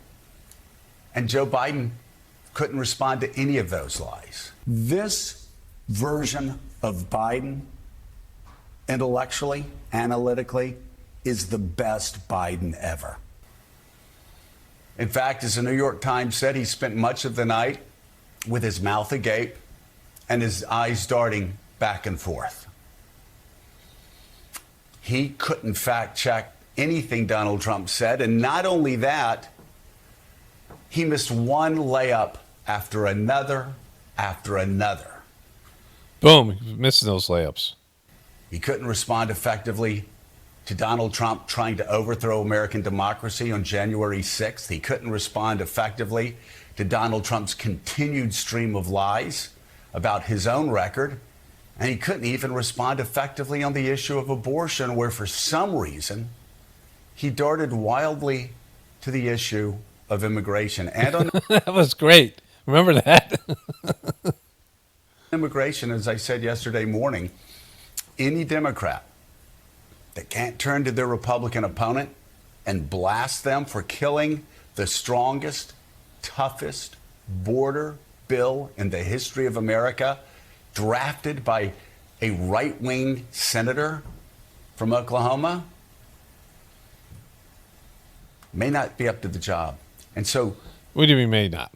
If you're saying it, you guys are the king shills. They're the most shills, pro-Biden shills that that are on the on the news. I mean, they are the worst, and in complete denial and just talking about him like he's some great man. They don't just say he's competent, he's better than Trump. They talk about him being a great man, shamelessly, right? And they've gaslighted the American people, as his handlers. We all now know that he is what we've thought he is, which is he has dementia, right? that's the question. I know people are waiting and say, oh, and David Plouffe, I have such great respect for David Plouffe. He said we need to wait 3 or 4 days because Donald Trump really turned off swing voters in a lot of focus groups once they saw him again. And that makes a lot of sense. But the door was opened so many times. This race should not be close. We've been asking, why is this race close? We have no idea why this race is close. We saw last night why this race has been close and why I fear Donald Trump will be the next president of the United States unless things change. And I will say, Mika, the one thing that... Okay, so, that's him. And if he's doing it, so let's go to Mika because she's got something to say here. What's at stake at this election is what we believe is at stake. I'll even use the word tragically. He tragically did not rise to the occasion last night. Okay, so as you can see, you won't see us spinning here on Morning. Yeah, like you always do, but you are spinning. There was so much spin in what he said. Like, Joe Biden has been senile. You guys got caught carrying water for a senile old piece of crap who wasn't great beforehand. And yet, you're doing it. I mean, this is what you do. And to say we don't spin, yeah, that was just spin. And you're going to spin now. Morning, Joe. But you're saying that we spin. We lie to you. You guys tune into us and we don't give you the objective truth. We spin like crazy for Joe Biden and against Trump. And that's what we do. But we're not doing it now, even though you are, right? At all. But let me tell you what I believe, and then we'll go to Willie. Biden had a terrible night. He could not land a thought, not even in the closing statement, which is something, that's the easiest part. Write down a few words, go through them, go through the thoughts. And while I validate the chaos and hysteria Democrats might be feeling, anybody who cares about democracy might be feeling, anybody who cares about women's rights and our safety and our lives might be feeling, totally understand that. And at the same time as the night was over and I was hearing you on the phone and all our phones were exploding, I just had this gut feeling that I'm not ready to give up on Joe Biden. Boom! Like even... And I was hearing you on the phone and all our phones were exploding. I just had this gut feeling that I'm not ready to give up on Joe Biden, not even close. Joe Biden has lost more in his life than he has won in.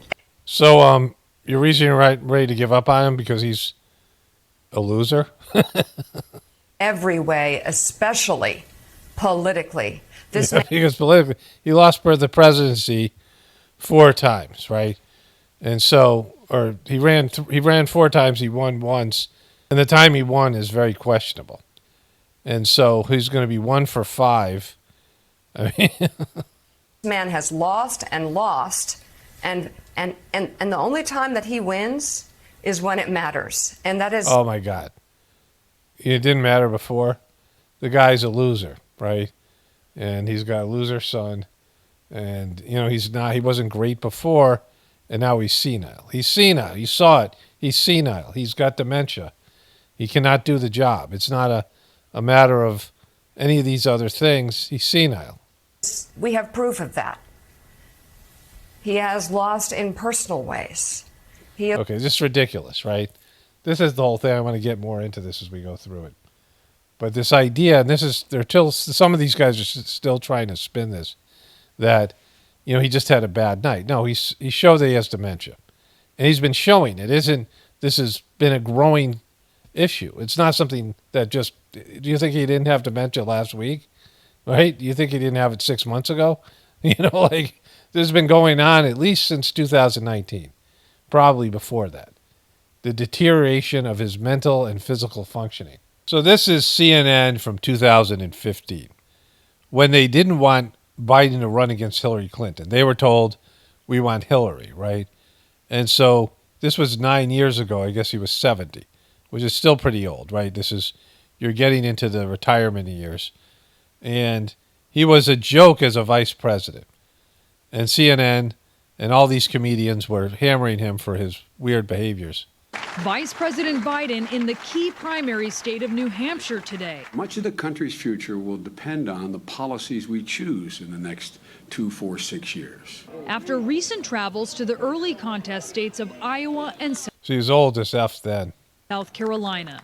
But Biden's latest gaffes are stealing the spotlight away from speculation about his presidential aspirations. For their trust. Like his strange hold on Defense Secretary Ash Carter's wife, Stephanie, and this claim about Somali immigrants in his hometown of Wilmington. So groper.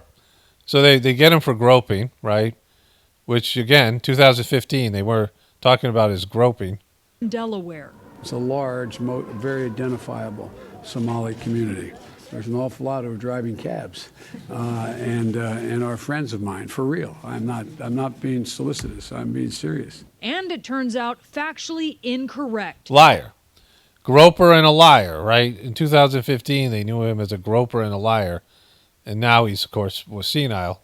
Only 15 Somalis live in the entire state, according to the Census Bureau. And Wilmington cab drivers told CNN they knew of no Somalis driving taxis. No one is asked to respond to every time Joe Biden says something, and he says something every day that people should be responding to. Marco Rubio, who is considering a run for president, and other Republicans are incensed. And on late-night TV, Biden has become a punchline. Ever heard of a second lady? The missteps are nothing new. Daily Show had the audacity of grope. Obama had a book called The Audacity of Hope, and they had the audacity of grope. So he was known as a groper and a liar and a gaffe magnet. And they were saying this because they want Hillary to run, and they didn't want Biden. And so this is them just not doing news, not telling the American people what they need to hear, and not telling them the truth. Again, here they are, only because they want Hillary. But they're not talking about Hillary being unelectable, right? Over the years, Biden's become known for them. He's taken criticism for some, like this one, talking to a largely African-American audience about Mitt Romney in 2012. They're going to put you all back in chains. But often his handsiness and comments No dates to your 30. are likened to those of a crazy but lovable uncle. No, he's a groper. As they veer toward the more bizarre variety, it's raising questions about appropriate behavior for someone eyeing the White House. They had it all, right? They had it all, but they didn't say it. When 2019, they forgot all of this. This is who he was before. Got caught plagiarizing his first run for president, right? They knew this guy. He sucked. He was a career politician, a person of poor character quality, and just a dope. He lost. He ran for president 3 times and lost, and they didn't want him running when he was vice president. Right? He was the Kamala Harris back then, where they thought Hillary was a better candidate. It was Hillary's turn. With Biden a distant second to Hillary Clinton in polls of Democratic hopefuls, suggestions that Biden isn't a serious contender. Judging by his joke last night at a Black History Month event, maybe even Biden realizes that. I'm going to be in that room if anybody wants to photograph. I would not blame you if you didn't. Boom. That's Joe. That's Jojo Magoo, right? So I was eating and I was watching the news is much more interesting now because they're all in free fall. And Ari Meebler, the Meebler man, he had Bob Woodward on from Watergate, Bob Woodward. And Bob Woodward is going to, well, let's just watch that here. Your response to that news, Mr. Woodward, and do you think it is too hasty? It's not necessarily hasty, but the energy needs to go at what really happened. Look, step back. If a building blows up in downtown of some city, the story will be what happened, and then the story will be how did this happen? Why did it happen? And that's where I'm very, very curious, because this was a mega disaster. I was so shocked. I could not. I said, did this really happen? And I listened to replays. Now, explain candidate Biden's staff, people close to him. I want to hear that explanation, because that's where will guide us in a direction, I think, to understand it. Can't downplay it, though. Can't kind of say, oh, well, it was just a bad night. It was an incoherent night. So, they're avoiding saying the word dementia, which should piss everybody off, because, it should piss off the Democrats more than anybody else. I just was also watching, they had a thing on MSNBC, I think, CNN maybe. And they went, and it was CNN, I think. And they went to North Carolina, and they were having a reaction to the debate. And there were all these people, many of them obviously Democrats, maybe all of them, saying they were dreadfully disappointed and were kind of in shock at how Biden came across, right? And for Democrats, I don't know if any of them are going to watch this, but he fucked you guys. Not Joe Biden, his handlers and his team. Because when they handpicked him, and again, they handpicked him because he lost the first 2 primaries.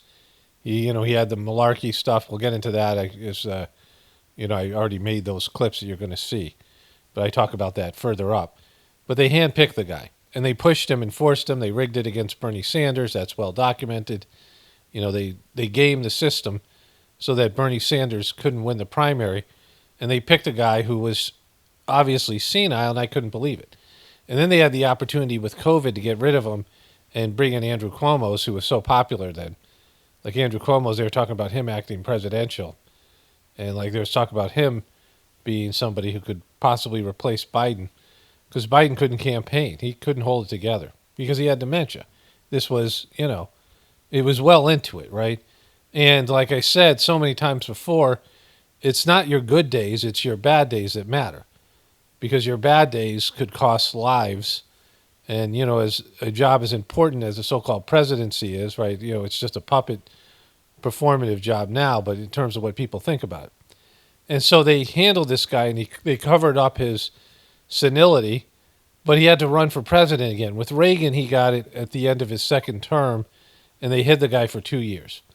And they were making all the decisions for him. Again, you don't have a sitting president who's mentally competent, so it's his team of people who are making all the decisions. This was well known, his son, of course, admit to it years later.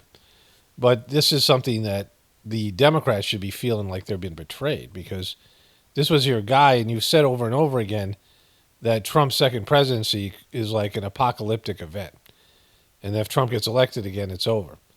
And Joe Biden's your best man to beat him, and he can't. He's not going to win because he's not going to get votes. People are not going to vote for somebody senile. And to keep on portraying it like he had a bad night, no, he displayed his dementia in full view of everyone for 90 freaking minutes, and he was, he's gone. And this isn't like, oh, this guy had a bad day and he had a migraine or something. This is a guy who is shown signs of dementia for years now. And he's 81 years old. He's going to be 85. Nobody's talking about Kamala. And Bob Woodward is an old guy. I think Bob Woodward is older than Biden. And he looked like he's struggling, right? Because people get older. But he's in better shape, right? He's in more coherent, right? He's saying the guy wasn't coherent. Like, this was the problem. He was lost. And the way the way he looked, the way he sounded, the way he walks, the way he moves, he can't do it. Like, just accept it. And every time you force these lies on your people, your Democratic people, and all of us, we were censored for saying Joe Biden had dementia. And where's the apology? Because he's had it. Like, he had it when we said he had it. Right? He was showing signs of this again all the way back in 2019. He probably had it 5 years or even more. He was slowly breaking down. He entered this phase of his life. He should have retired from politics. And so scrutiny should be on the media who knew he had dementia and the people around him. All these people are lying about it, all this stuff, the Morning Joe crew, all these people who've seen it over and over again, but they've deceived you. And what they're saying is a couple of things. Number one, people are too stupid to vote. Again, this is it's just, what's staged and what's not. You can't, it's hard to pull it apart. Everyone can have their opinions about it. But they're saying that the MAGA Republicans, the people that support Trump, that democracy is broken. That's why they have to rig the elections, because they can't let you decide because you're so screwed up. And that's true to some extent. Like, you think about the sheeple, you think about the people are at Walmart eating carcinogens and, they're drinking, constantly. Alcoholism and taking prescription drugs that are, things like, things with morphine in them, whatever, opiates and things, whatever it is, the opioid addiction. And that's all the different type of psychological medications. And people are really screwed up. I wouldn't trust I don't trust the decision-making power of other people, right? Like, you really can't do that. But that's me saying the truth of the way I feel. These people are not saying that overtly, but they believe that you can't make a decision and that you'll pick someone like Trump. Therefore, they have to censor the social media. They can't allow you to express yourself because your opinions are wrong. And they can't control you anymore because of the way the internet is.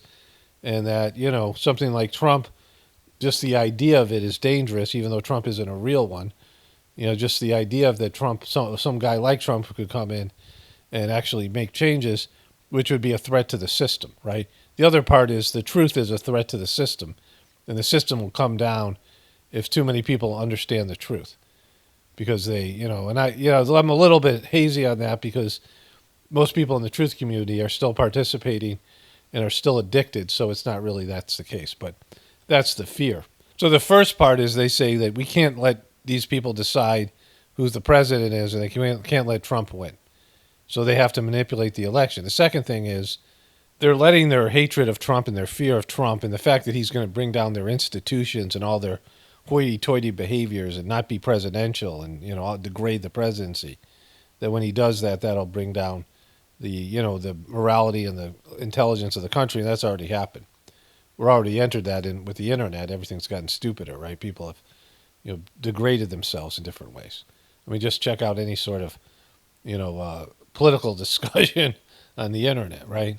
But they're saying that since Trump can't get elected, and since what we're expressing on social media can't be widespread, anything they do to cheat or game the system, anything they do to suppress information. And again, I'm not a Trumper. Trump sucks. Just because Biden had a senior moment and, is senile doesn't mean that Trump is good. Trump is, they're both sucky. There's not a choice here.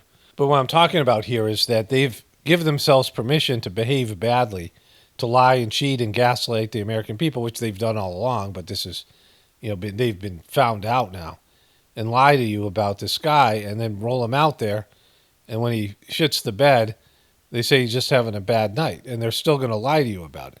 And they're not. No one's saying he's got dementia. He has dementia. He needs to be removed from office right now. If you want to say the presidency is legitimate, then he can't do the job. You should make Kamala Harris the president, and he should retire, and say that he has broken down mentally, and there should be some sort of protocols. The doctors in there saying this, because not shill doctors, but real doctors saying and taking, giving him the test to confirm that he has dementia, and they can't handle the job. And so that's what they should do immediately. But they're not going to do this because they're evil people and they're self-deceivers and liars. But they can no longer be trusted by their people. Never mind us, right? We already don't trust them. But the Democrats who, were hoping that Joe Biden would prevent Trump from, or all the Trump haters out there that were hoping Joe Biden would be able to beat him in this upcoming election, now know that's not the case and that they've been deceived and lied to, right? And so let's get back into this thing here. So I ate breakfast and lunch, and I watched a little bit of the news. And, there's people who are supporting Biden, but like in a lukewarm way. It doesn't look like he's going to withdraw, and there's a whole nightmare there. They don't want Kamala. And, I kind of believe it's staged, but on the same, staged in a way that they're trying to do damage control, but there isn't much wiggle room, right? Let's start from where we left off here. Remember, this this is the segment where Trump just stops answering the questions, and he just keeps on taking more shots at Biden, which isn't good for Trump. Like, it isn't good politically, but it's hilarious for the rest of us, right? and it just gets petty, and it's great here. Former President Trump, Russian President Vladimir Putin says he'll only end this war if Russia keeps the Ukrainian territory it has already claimed and Ukraine abandons its bid to join NATO. Are Putin's terms... And they should. Like, that's what's caused this problem. Now, Ukraine should never have... they should never have pressured Ukraine or made it an option for Ukraine to join NATO, because once they do that, then if there's any dispute or conflict between Russia and the Ukraine, then that's World War III. It's a stupid thing to do, because Ukraine and Russia can work out their own issues without some sort of threat of World War III, right? And if I was Russia, I would not allow Ukraine to join NATO either, right? Like that, if you were president of Russia, that would be a horrible thing. It's like having Canada, your neighbor to the north, or Mexico, your neighbor to the south, something that's on one of your border countries, or countries that's on one of your borders, is in an alliance that if you and them get into some sort of conflict, then these other countries, including America, and not, obviously not in that case, but it would be like Russia and China are going to attack you, right? That you'd be in World War III. And so it means that Ukraine would be able to bully Russia, right? Terms acceptable to you? First of all, our veterans and our soldiers can't stand this guy. They can't stand him. They think he's the worst commander-in-chief of that. Now he's just, his staring, he starts to drift this way. Towards the back half of the debate, it's like he wants to just get away from Trump. That's what you call him, that we've ever had. They can't stand him. So let's get that straight. And they like me more than just about any of them. And that's based on every single bit of information. As far as Russia... Look at him. ...and Ukraine, if we had a real president, the president that knew, that was respected by Putin, he would have never invaded Ukraine. A lot of people are dead right now, much more than people know. They talk about numbers. You can double those numbers, maybe triple those numbers. He did nothing to stop it. In fact, I think he encouraged Russia from going in. I'll tell you what happened. He was so bad with Afghanistan. It was such a horrible embarrassment, most embarrassing moment in the history of our country, that when Putin watched that and he saw the incompetence, that he should have fired those generals, like I fired the one that you mentioned, and so he's got no love lost, but he should have fired those generals. No general got fired for the most embarrassing moment in the history of our country, Afghanistan, where we left billions of dollars of equipment behind. We lost 13 beautiful soldiers, and 38 soldiers were obliterated. And by the way, we left people behind, too. We left American citizens behind. When Putin saw that, he said, you know what? I think we're going to go in and maybe take this was his dream. I talked to him about it, his dream. The difference is he never would have invaded Ukraine. Never. Just like Israel would have never been invaded in a million years by Hamas. It's just great watching him. Like whatever Trump's saying, and these things are hitting. The pundits are saying he's being fact checked, all these things that are happening, and they're saying he's lied more than anybody. But this is the official story that he has disputing the official story, not in a truther way, but in a way dumb people and Republicans and Trumpers and even some independents are going to be swayed by Trump, right? Because there are a lot of people out there that don't have the capacity to understand complex political issues or whatever it is and have no interest in it. And they don't believe in the news anymore, or they believe in it less. And so it's really who's more credible. And, and again, I mean, the whole thing's rigged. It's all just whatever, right? But in terms of the official story, they're saying that Trump is doing poorly in the debate. And up to this point, he's doing great. He gets goofy and petty and immature towards the end, which is funny. Like I said, it's hilarious. But, they're fact-checking this in real time here. And they're going to say, well, these are what we believe. But people don't believe in the official story anymore. The official story has been obliterated. You know why? Because Iran was broke with me. I wouldn't let anybody do business with them. They ran out of money. They were broke. They had no money for Hamas. They had no money for anything. No money for terror. That's why you had no terror at all during my administration. This place, the whole world is blowing up under him. President Biden? I've never heard so much malarkey in my whole life. Look. I was waiting for this. I actually wanted to include this in the other one. I should have gone a little bit farther. So, the word malarkey, my parents were 90 when they died. My mom died 2014, right? So that's 10 years ago. She was 90. She'd be 100 and something now. She's like 93. So, they were much older than Joe Biden, right?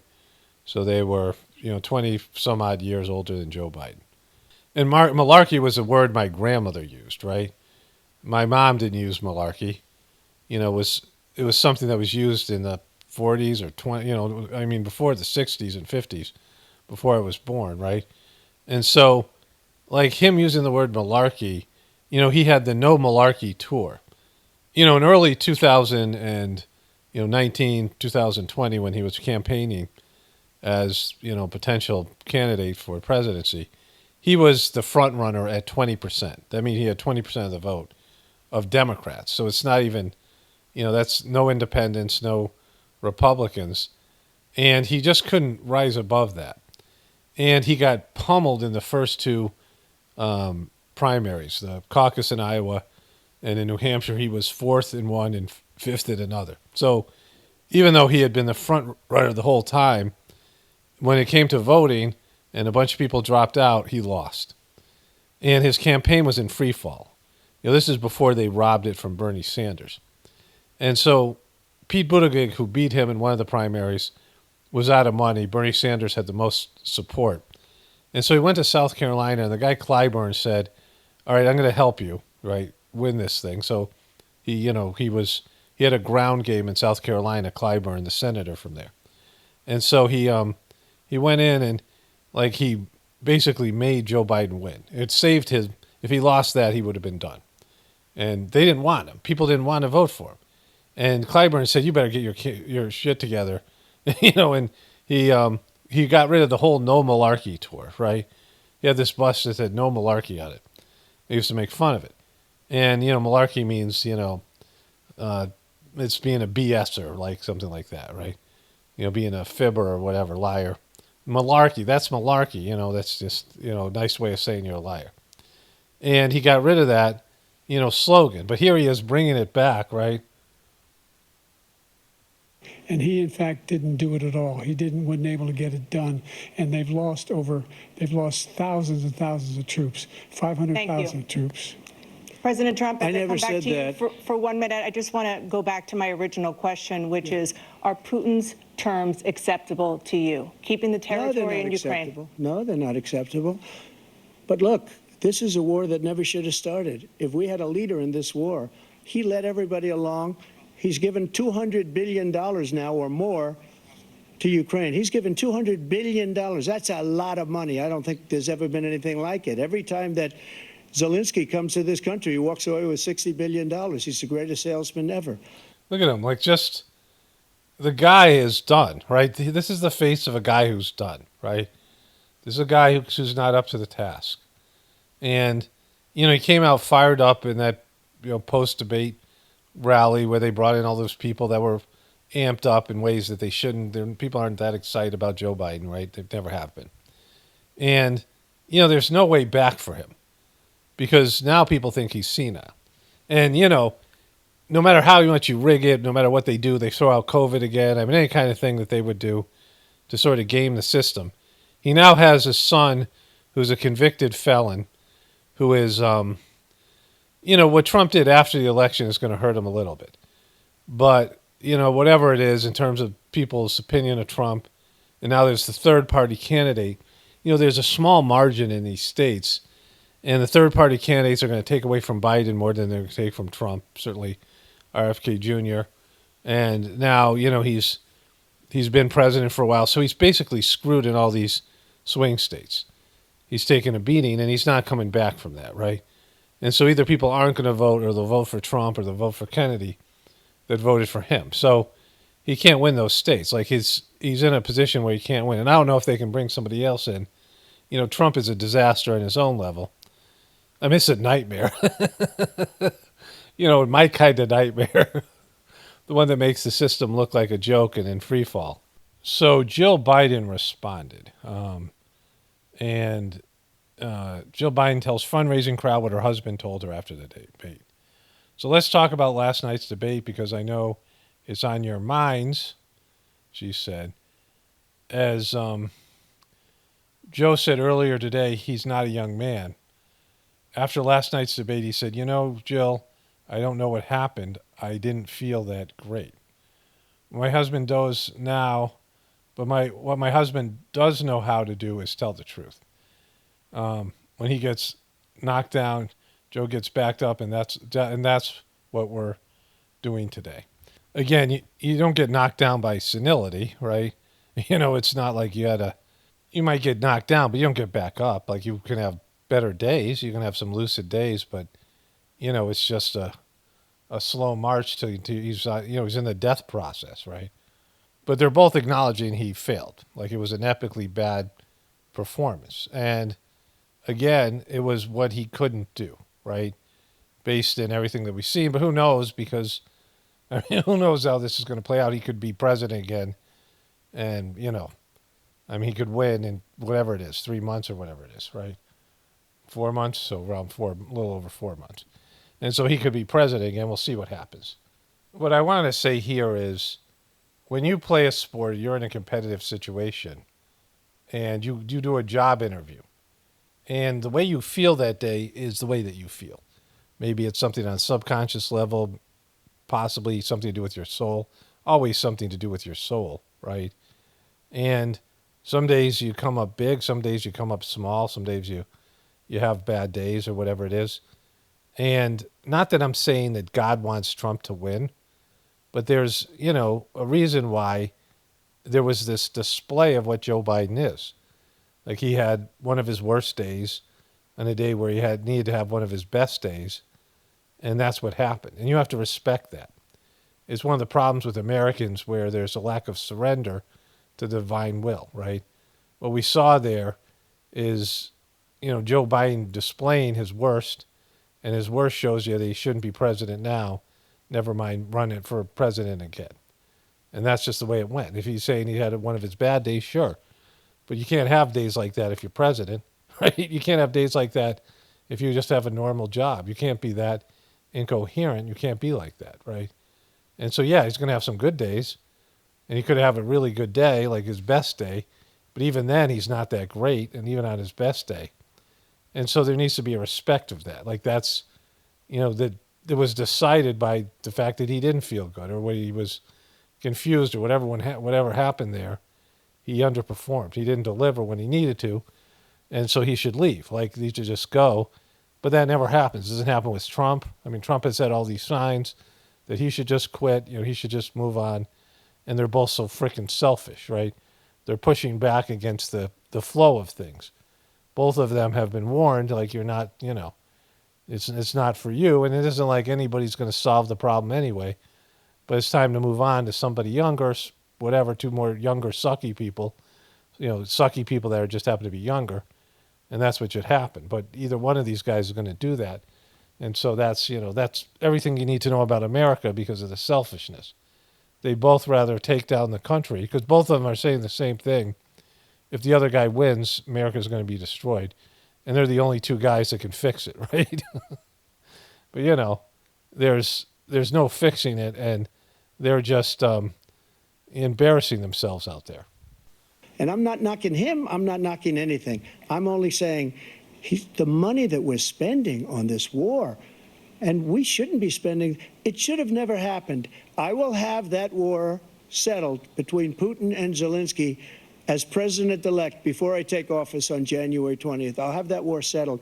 People being killed. When people are in a fear-based situation, that kind of promise that Trump made, the things that he says, like, it sounds like he's going to do it. Like, even though Trump's a bullshitter and he's a flim-flam man and fish boy and all these things, if you're a simple-minded person, it's like, oh, he's going to do it. He's going to get it done, right? Like, it's just, you believe him because he's convincing. This guy is wandering around lost, and he used to be able to be more authoritative, but not as good as Trump. And so at this particular time, even the people who are like not liking Trump, he sounds like more like a go-getter than this guy, right? Look at him. So needlessly, so stupidly. And he keeps on turning away from him. Get it settled, and I'll get it settled fast before I take office. President Biden, you have a minute. The fact is that Putin is a war criminal. He's killed thousands of... He's not a war criminal. You're a war criminal. You droned 8 kids in Afghanistan, and that's something Trump should have brought up. He made up this thing about ISIS-K because he was losing face in Afghanistan. I don't blame him for Afghanistan. I blame him for before Afghanistan, voting for all those illegal wars. But somebody had to get us out of there, and if it was Trump or him, it would have been a disaster. Turning everything over to the Al-Qaeda, giving them billions of dollars, not Al-Qaeda, but the Taliban. And then he made up this thing about ISIS-K, and they started droning people, but they made a mistake and droned a bunch of civilians, including 8 kids. That's a war criminal, right? Unnecessary and whatever. Like Putin is, fighting for his country's life because if the Ukraine joins NATO, and I'm not a Putin fan, but I'm just saying, you can't call that a war criminal, right? Like it's, these guys, America, we used depleted uranium in Iraq, right? That's against like rules of like engagement. Thousands of people. And he has made one thing clear. He wants to reestablish what was part of the Soviet Empire, not just a piece. He wants all of Ukraine.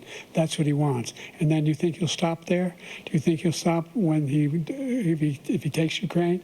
What do you think happens to Poland? What do you think? You think he's going to go into Poland where we have missiles and we have the NATO agreement that if he attacks Poland, he's at war with us. He doesn't want war with the U.S., right? Like, why wouldn't he attack Poland now? So, like he can't even get it through Ukraine. He can't even, like, they've been fighting Ukraine and they've killed all these Ukrainians down to nobody, but they still can't, push their way through it, right? And so he's not going into Poland. It's just stupid. Like, he's not going to do that. Well, as Israel's going to keep on going, right?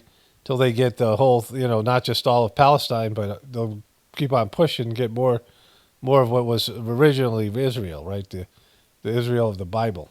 Belarus. What do you think happens to those NATO countries? And so if you want a war... Yeah, there would be World War III. You ought to find out what he's going to do, because if in fact he does what he says and walks away, and by the way, all that money we give Ukraine are from weapons we make here in the United States. We give them the weapons, not the money at this point. That's better, Al. And our NATO allies have produced as much funding for Ukraine as we have. Come on, nobody believes that. That's why we're strong. Thank you. Moving on to the Middle East. In October, Hamas attacked Israel, killing more than 1,000 people and taking hundreds of hostages. Among those held and thought to still be alive are 5 Americans. Israel's response has killed thousands of Palestinians and created a humanitarian crisis in Gaza. President Biden, you've put forward a proposal to resolve this conflict, but so far Hamas has not released the remaining hostages, and Israel is continuing its military offensive. Why won't they release the hostages? Why would they do that with the beating they're taking? Like, only if they were an asset and they were ordered not to do it, by Israel or something. Because look at the deer in headlights. It makes no sense. People should challenge why Hamas isn't willing to release the hostages when, that would make Israel have to withdraw from Gaza, right? Like, it's just obvious that would be the smart thing, the good thing, and the right thing to do.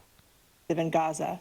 So what additional leverage will you use to get Hamas and Israel to end the war? You have 2 minutes. Number one, everyone from the United Nations Security Council straight through to the G7 to the Israelis and Netanyahu himself have endorsed the plan I put forward. Which has 3 stages to it. What are those stages, Joe? First stage is trade the hostages for a ceasefire. Second phase is a ceasefire with additional conditions. The third phase is the end of the war. The only one who wants the war to continue is Hamas. Why would they want that? They have no army, and they're just getting beaten and killed, and they're killing civilians and kids. Why would Hamas want Israel to kill Palestinian kids, right? Why would they do that? If they could just turn over the hostages, then everything Israel did, like, the only thing that Israel can say is, well, they still have hostages. That's the only excuse they have, right? You give back the hostages, and then Israel just looks like villains, right? Like, this is, Israel would have to withdraw. And so Hamas, the only thing to do is give back the hostages, right? If they actually have them, or, whatever it is, right? But Hamas is obviously some sort of asset for Israel, because Israel wants this war. Trump is going to say it, but he's going to say something even worse. Number one, they're the only ones standing out. We're still pushing hard to get them to accept. In the meantime, what's happened in Israel? We're finding that the only thing I've denied Israel was 2,000-pound bombs. They don't work very well in populated areas. It's the only thing he denied them. They kill a lot of innocent people. We're providing Israel with all the weapons they need and when they need He it. didn't pronounce Israel like it's not, he can't articulate his words. And by the way, I'm the guy that organized the world against Iran when they had a full-blown intercontinental ballistic missile attack on Israel. No one was hurt. No one Israeli was accidentally killed, and it just stopped. We saved Israel. We are the biggest producer of support for Israel of anyone in the world. And so there are 2 different His voice, so weak. things. Hamas cannot be allowed to be continued. We continue to send our experts and our intelligence people as to how they can get Hamas like we did bin Laden. You don't have to do it. And by the way, they've been greatly weakened, Hamas. Greatly weakened. Okay, the bin Laden thing was a joke, right? You mean, remember when they threw him into the ocean and didn't examine the body? And then all the soldiers the SEAL Team 6 that was a part of that died in a helicopter? You mean that story? They should be. They should be eliminated. But you've got to be careful for using certain weapons among population centers. Just going back to Ukraine for 1 second. Trump now is just always going to, Trump gets, he's so petty, and there's some dispute. He's always going to go back and look at him. Look at Biden. We have an ocean separating us. The European nations together have spent $100 billion, or maybe more than that, less than us. Why doesn't he call them and say, you got to put up your money like I did with NATO? I got them to put up hundreds of billions of dollars. The Secretary General of NATO said Trump did the most incredible job I've ever seen. They wouldn't have any. They were going out of business. We were spending almost 100% of the money was paid by us. He didn't do that. He's getting all. You got to ask these people to put up the money. We're over $100 billion more spent, and it has a bigger impact on them because of location, because we have an ocean in between. You got to ask them. As far as Israel and Hamas, Israel's the one that wants to go. He said the only one who wants to keep going is Hamas. Actually, Israel is the one. And obviously, so Trump is telling the truth, but he says this horrible thing. Let him go and let him finish the job. Let him go or let him finish the job. So Trump is saying that it isn't about hostages. That's BS, which is true. Like, good on him for saying that part. But then saying let him go and let him just destroy Hamas and the Palestinians when there's been a genocide there and 20,000 kids dead, right? The one good thing Trump had going was he wasn't a party to these wars. Like, he didn't start any wars. He wasn't droning kids. He didn't kill people like Obama, Biden, and Bush and previous presidents. Like, Trump talks tough, but he seems to have some sort of, I don't know, like a heart or something, right? Maybe, buried beneath his arrogance or whatever it is, but he didn't pursue some of these wars. But he's saying Israel should just go and finish the job. Well, that means taking Palestine and then taking the West Bank and then taking whatever other land is there, right? And Trump's going to give him a green light. But, at least he's being honest that the hostages is just a BS thing. He doesn't want to do it. He's become like a Palestinian, but they don't like him because he's a very bad Palestinian. He's a weak one. Kaboom. President Biden, you have a minute.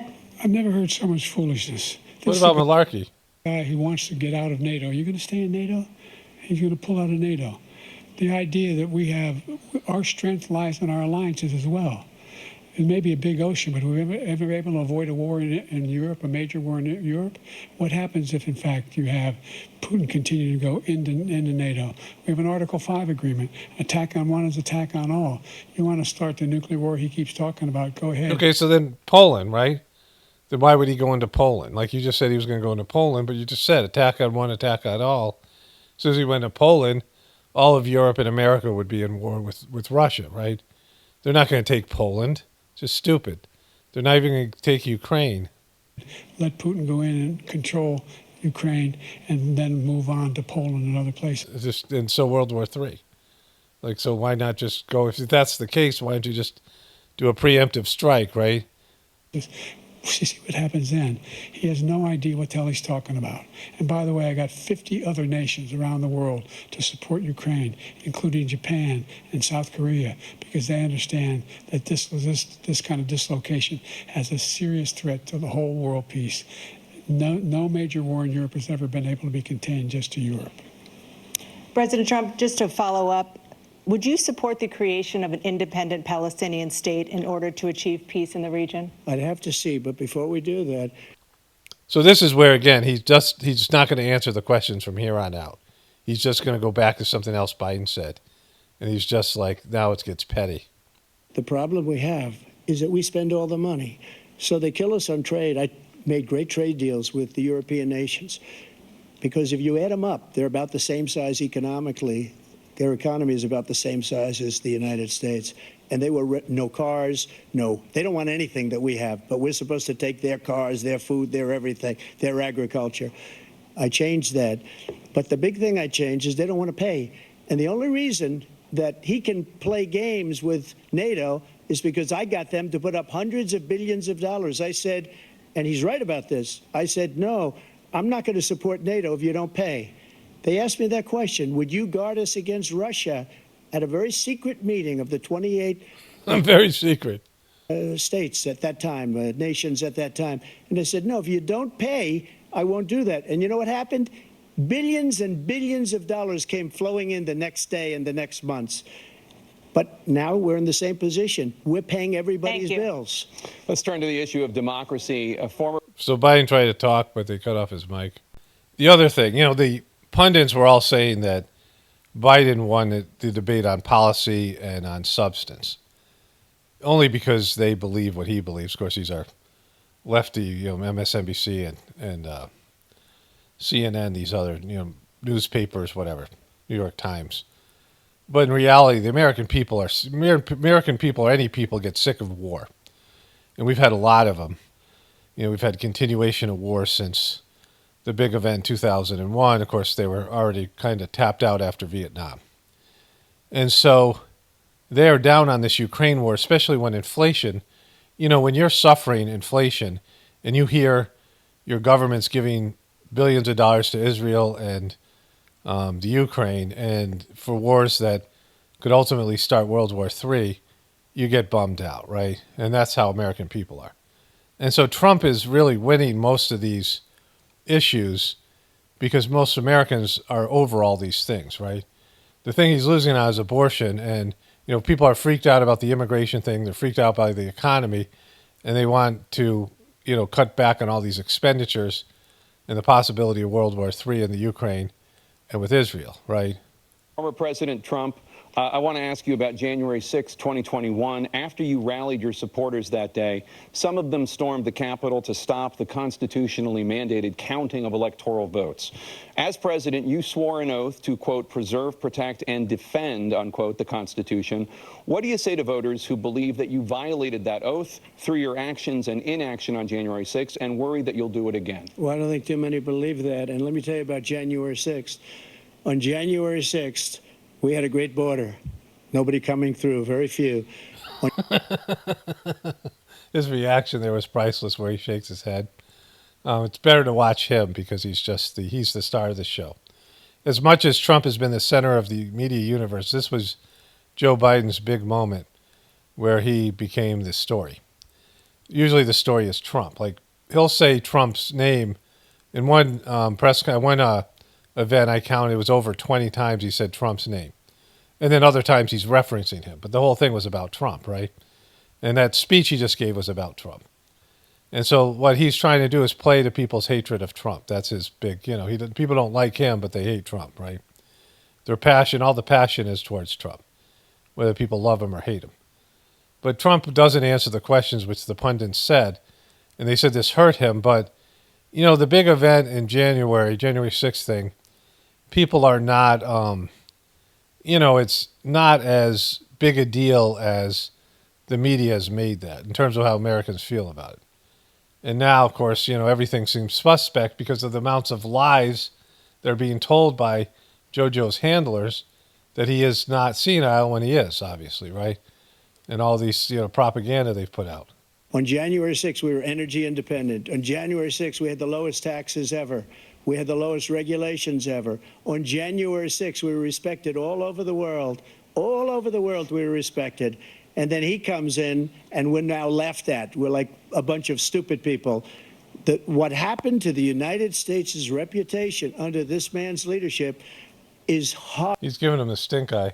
Horrible, including weaponization, which I'm sure at some point you'll be talking about, where he goes after his political opponent because he can't beat him fair and square. Yeah, they're not talking about that.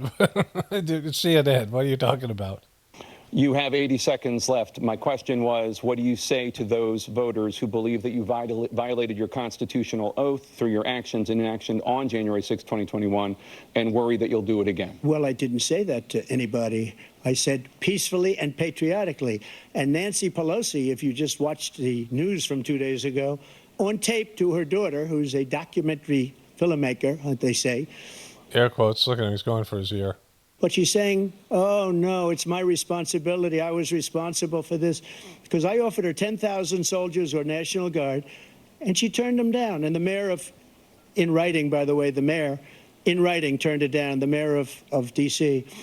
They turned it down. I offered 10,000 because I could see. I had virtually nothing to do. They asked me to go make a speech. He was shaking his head.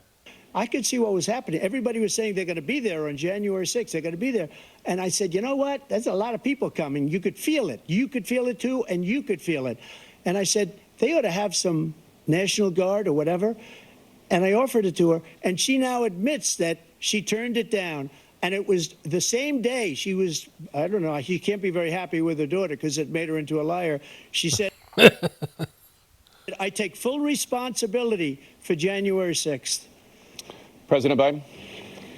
Look, he encouraged those folks to go up on Capitol Hill, number one. I sat in the dining room off the Oval Office. He sat there for 3 hours watching, begging, being begged by his vice Begging or being begged? president and a number of his colleagues on the Republican side as well to do something, to call for a stop, to end it. Instead, they talked about these people being patriots and great patrons of America. In fact, he says he'll now forgive them for what they've done.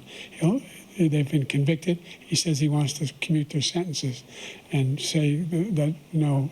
But he went to every single... So this was another big moment for him. I don't know what America feels like. I don't have the pulse. The polls are not accurate, but they don't feel as strongly as the the media and the Democrats, like I said. But he could have went after Trump better here. But again, it was weak-ass voice and his babbling. Court in the nation. I don't know how many cases, scores of cases, including the Supreme Court, and they said, no, this guy is responsible for doing what was done. He did do a damn thing, and these people should be in jail, and they should be the ones who are being held accountable. And he wants to let them all out, and now he says if he loses again, such a whiner that he is, that it could be a the name calling. He calls them a lot of names in this thing. Like, that was one of the things that Trump was known for, and he's doing it here. It's a disaster on all levels because, he wanted to make Trump look like the bully. That's, that plays poorly for Trump, and he's the one who's calling names. Bloodbath? Thank you, President Biden. President Trump?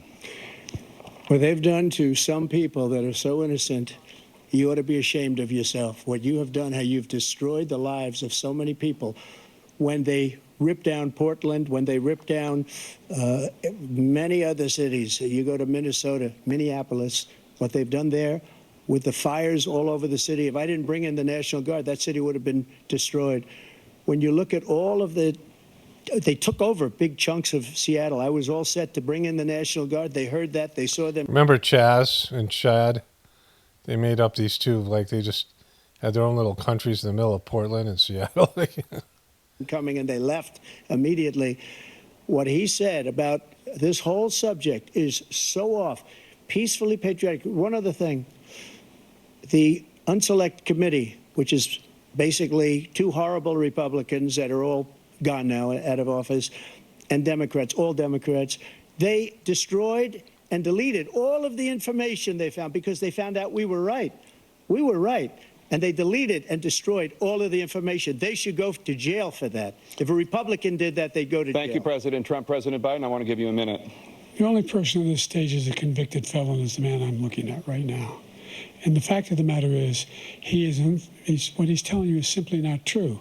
The fact is that there was no effort on his part to stop what was going on up in Capitol Hill. And all those people, every one of those who were convicted, deserves to be convicted. This is going to be a great part right here. The idea that they didn't kill somebody, just went in and broke down doors, broke the windows, occupied offices, turned over desks, turned them over statues. The idea that those people are patriots? Come on. When I asked him the first two debates we had, first time around, I said, will you denounce the Proud Boys? He said, no, I'll tell them to stand by. The idea he's refusing, will you denounce these guys? Will you denounce the people we're talking about now? Will you denounce the people who attacked that Capitol? What are you going to do? I'm going to give you a minute, President Trump, for a follow-up question I have. After a jury convicted you of 34 felonies last month, you said if reelected... The debates we had first time around, I said, will you denounce the Proud... There was a little glitch here, but it's back. I'll give you a minute, President Trump, for a follow-up question I have. After a jury convicted you of 34 felonies last month, you said if reelected, you would, quote, have every right to go after, unquote, your political opponents. You just talked about members of the Select Committee on January 6th going to jail. Your main political opponent is standing on stage with you tonight. Can you clarify exactly what it means about you feeling you have every right to go after your political opponents? Well, I said my retribution is going to be success. We're going to make this country successful again, because right now it's a failing nation. My retribution is going to be success. But when he talks about a convicted felon, his son is a convicted felon at a very high This is a great exchange here. level. His son is convicted, going to be convicted probably numerous other times. See, Hunter Biden getting 25 years is extraordinary. But he did other things, fish boy. Trump got, the penalties that Trump received in terms of the judgments, Alex Jones and Giuliani, are excessive. And I've talked about that in other videos. There's just a lot of, everything's just so it's rigged now and so, show-based, so performative. Should have been convicted before, but his Justice Department let the statute of limitations lapse on the most important things. But he could be a convicted felon as soon as he gets out of office. Joe could be a convicted felon with all of the things that he's done. He's done horrible things. All of the death caused at the border, telling the Ukrainian people that we're going to want $1 billion or you change the prosecutor, otherwise you're not getting $1 billion. If I ever said that, that's quid pro quo. That we're not going to do anything. We're not going to give you $1 billion unless you change your prosecutor having to do with the son. This man is a criminal. This man, you're lucky. You're lucky. I did nothing wrong. We'd have a system that was rigged and disgusting. I did nothing wrong. Thank you, President Trump. President Biden, you have This is great here. said, I'm coming right to you, sir. You want to respond? Go ahead. I'll give you a minute to respond. The idea that I did anything wrong relative to what you're talking about is outrageous. Outrageous.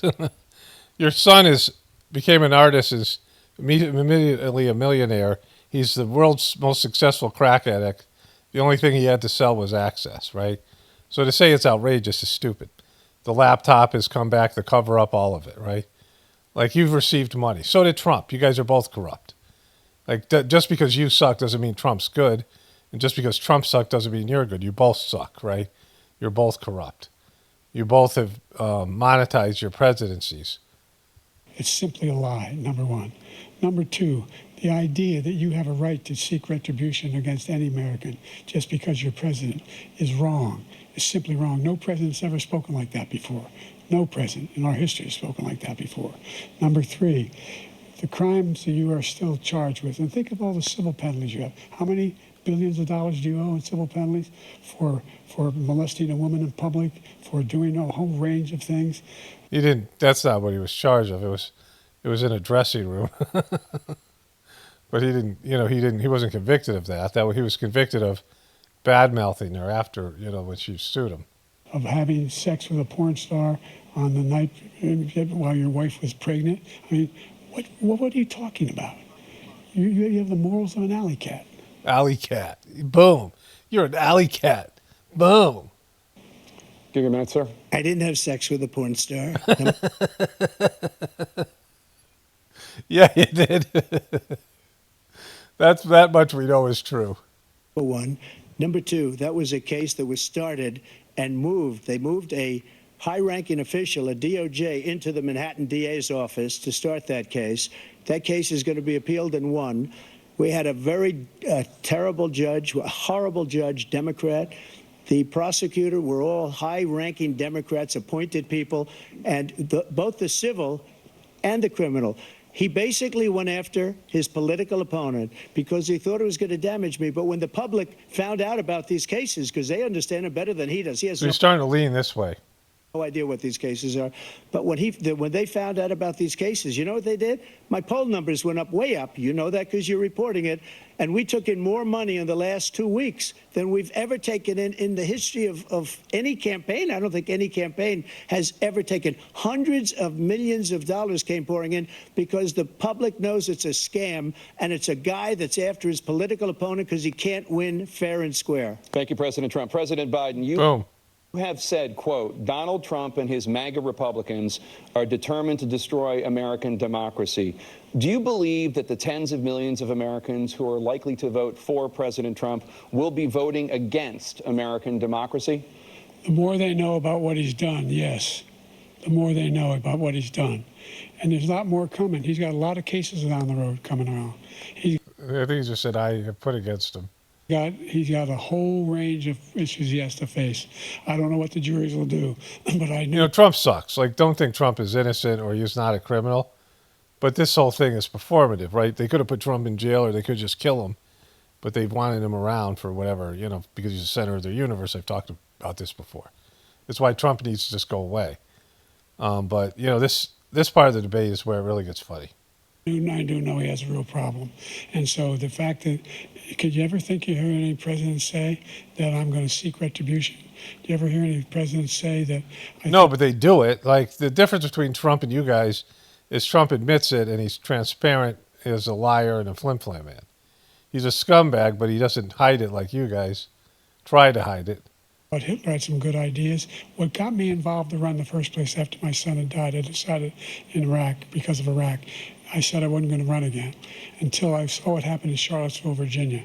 People coming out of the woods carrying swastikas on torches, and singing the same anti-Semitic bile they sang when back in Germany. And the young woman got killed. I spoke to the mother, and they asked him. They said, "What do you think of those people? The ones who got killed, the one who tried to stop it, and the ones," he said, "I think they're fine people on both sides." What American president would ever say, Nazis coming out of fields carrying torches, singing the same? I've been to Charlottesville. I lived there, near there, and went there quite a bit. And there was no fields where he's talking about. Anti-Semitic bile, carrying swastikas, were fine people. And this is a guy who says Hitler's done some good things. I'd like to know what they are. The good things Hitler's done, that's what he said. This guy has no sense of American democracy. He's got the morals of an alley cat. President Trump.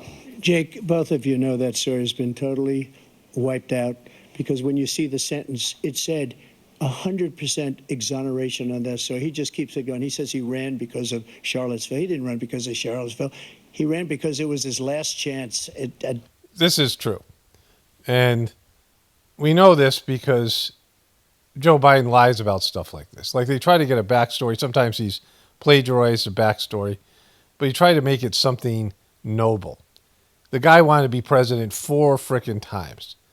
And after Obama was done, that was his big chance, but Hillary robbed him of it. And then, of course, she lost.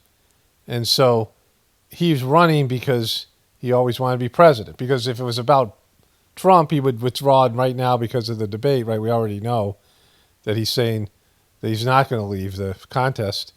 And he's the worst candidate against Trump right now. He's the worst candidate against Trump right now. His party and all these people are freaked out that Trump's going to be president again. They're in panic mode. At least that's the official story. And so he would leave if it was about something like that, if it was something noble. He wanted to be president, right?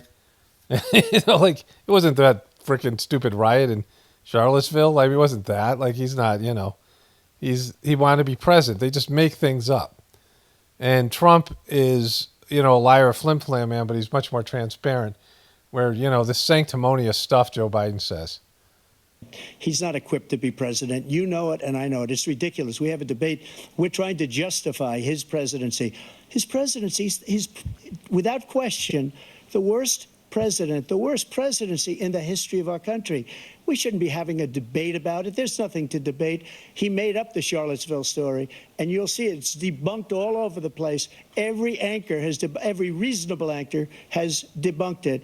And just the other day, it came out where it was fully debunked.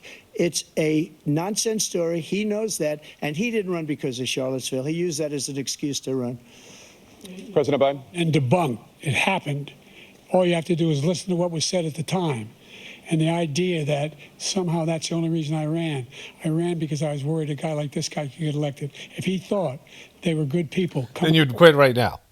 Because his best chance of getting elected again, and you said it's going to be worse this time. Of course, it won't be because Trump is going to be, his nuts have been clipped. So he's, the second term for Trump would be less Trump and more of them attack. It would just be a nightmare.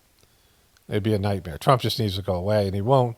If either one of these guys cared about America, they would disappear because, they're not here for Americans in America. They're here for their egos, right?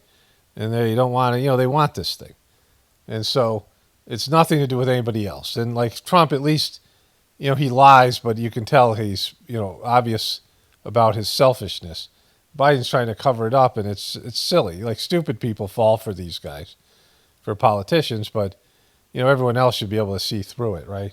But this wonderful petty exchange, and it just keeps on getting pettier and pettier from here on out. Coming out of that forest, carrying those... Forest. There's a forest, and Charlottesville is a pretty, there's some rural areas, but woods carrying those torches, then he didn't deserve to be president. Didn't deserve to be president at all. And the idea that he's talking about all this being fabricated, we saw with our own eyes. We saw what happened on January 6th. We saw the people breaking through the windows. We saw people occupying his own vice president. Look, there's a reason why 40 of his 44 top cabinet officers refused to endorse him this time. His vice president hasn't endorsed him this time. So why? Why? They know him well. They serve with him. Why are they not endorsing him? Thank you, President Biden. We're going to be right back with more from the scene. Boom. Look at Dana looking depressed. What do you say to black voters who are disappointed that you haven't made more progress? They acknowledge they made a lot of progress, number one. The fact of the matter is there's more small black businesses that have been started than any time in history. Small black businesses? What is it? What is that, right? What is a small black business? Number two, the wages of black unemployment is the lowest level it's been in a long, long time. Number three, we're trying to provide housing for black Americans and dealing with the segregation that exists among these corporate. What did you almost say, Ku Klux Klan? Like he's just struggling. That collude to keep people out of their houses. And in addition to that, we find that the impact on the choice that black families have to make relative to child care is incredibly difficult. When we did the first major piece of legislation in the past, I was able to reduce black child care costs. I cut them in half. We've got to make sure we provide for child care costs. We've got to make sure, because when you provide those child care protections, you increase economic growth because more people can be in the job market. So there's more to be done, considerably more to be done. But we've done a great deal so far, and I'm not letting up, and they know it. You have 49 seconds left. What do you say to black voters who are disappointed with the progress so far? I say I don't blame them for being disappointed. Inflation is still hurting them badly. For example, I provided for the idea that any black family, first-time home buyer, should get a $10,000 tax credit to be able to buy their first home. It's just so smug Trump is. So they can get started. I made sure that we're in a situation where all those black families and those black individuals who provided had to take out student loans that were ballooning, that if they were engaged in... This is the part of the debate that they're saying he came back. Like he did better. Like this is how bad, there's covering for him. His voice is weaker, and, he didn't have as big a flubs as he did at the beginning of the debate that hurt him in terms of, the big ones. Bringing up immigration. He's supposed to be talking about abortion and those things, right? Putting it up on a T for Trump. But he's just wearing down. Like his voice gets softer. This happens to him. He has either loud, aggressive JoJo or this, very passive JoJo. Nursing, doctor, and anything having to do with volunteerism. If they paid their bills for 10 years on their student debt, all the rest is forgiven after 10 years. Millions have benefited from that. And we're going to do a whole lot more for black families. Thank you, President Trump. And he caused the inflation. He's blaming inflation, and he's right, it's been very bad. He caused the inflation, and it's killing black families and Hispanic families and just about everybody. It's killing people. They can't buy groceries anymore. They can't. You look at the cost of food where it's doubled and tripled and quadrupled. They can't live. They're not living anymore. He caused this inflation. I gave him a country with essentially no inflation. It was perfect. Like he's just, look at Biden when he goes back split screen. It was so good. All he had to do is leave it alone. He destroyed it with his Green New scam and all this money that's being thrown out the window. He caused inflation. As sure as you're sitting there, the fact is that his big kill on the black people is the millions of people that he's allowed to come in through the border. They're taking black jobs now, and it could be like this. Just the weird use of the. There's black people, they're not black jobs, right? It's not black housing, like it's black people housing, right? If you're saying that, it's not black because we're talking about, brown. I mean, it's just it's a bad characteristic. Like it's just African American's a better way of putting it, but I mean, it's just the way that they're phrasing this thing. 18, it could be 19, and even 20 million people. They're taking black jobs, and they're taking What is a black job? Hispanic jobs, and you haven't seen What's an Hispanic job? yet, but you're going to see something that's going to be the worst in our history. Thank you. President Biden? There was no inflation when I became president. You know why? The economy. Why? Like, why would you admit to that? It was flat on its back. 15% unemployment. He decimated the economy, absolutely decimated the economy. So the one thing about this is that Trump, like a fool, fell for the COVID thing. They got Trump to put on a mask. They got him to push out Operation Warp Speed, which screwed everybody. And they got him to close down the economy. And his comment, like I said, his economy was a false economy. I said this is the last video. Because he was, he deregulated everything, so it was just short term. Because the bankers and the Wall Street were going to take advantage of the deregulation, and then the whole collapse was going to happen over again. But until that happened, he had a good economy, and things were going well. When you deregulate everything, it goes well for a while, then there's the consequences that come in later on. But the reason that the economy was bad was because he closed it down because they worked him on COVID. It was unnecessary to close the economy down. And, they used that against him in the previous election. But he can't use it in this election because everybody's blaming the Democrats for all that, all the overreaction to COVID. That's why there was no inflation at the time. There were no jobs. We provided thousands of millions of jobs for individuals who were in all communities. Thousands of millions of jobs. Including minority communities. We made sure that they have health insurance. We have covered, the ACA has increased. I made sure that they're $8,000 per person in a family to get written off for health care. But this guy wants to eliminate that. They tried 50 times. He wants to get rid of the ACA again. And they're going to try again if they win. You find ourselves in a position where the idea that we're not doing any, we put more police on the street than any administration has. He wants to cut the cops. We're providing for equity. You're not going to win on that either, right? Like, Trump is the law and order veteran military president. The right-wing people, the cops and the military support him. And Joe Biden was the guy who, was defund the police guy, right? And so, these are losing issues. So, most of the issues favor Trump at this point, which, again, I'm not psyched about. I want Trump to just go away, but he's just, he's like a cancer on the Democratic Party, which is cancerous in itself, right? Equity and making sure people have a shot to make it. There's a lot going on, but in inflation, he caused it by his tremendous malfeasance in the way malfeasance handled the pandemic. Thank you. Another persistent challenge is the climate crisis. 2023 was the hottest year in recorded history, and community. Okay, I'm going to stop here and take a little break and work outside and come back to this. Okay, there's a lot to cover. This is the last 25 minutes or so. It's the hilarious part. This is where it really breaks down. Trump, he still did his best debate performance just because of the rules. He's a little bit more mellow now. And, it was all on his side. Everything's on his side. Communities across the country are confronting the devastating effects of extreme heat, intensifying wildfires, stronger hurricanes, and rising sea levels. Former President Trump, you've vowed to end your opponent's climate initiatives, but will you take any action as president to slow the climate crisis? Well, let me just go back to what he said about... My wife and I started cracking up because he's doing this. He's going to do this for the rest of the debate.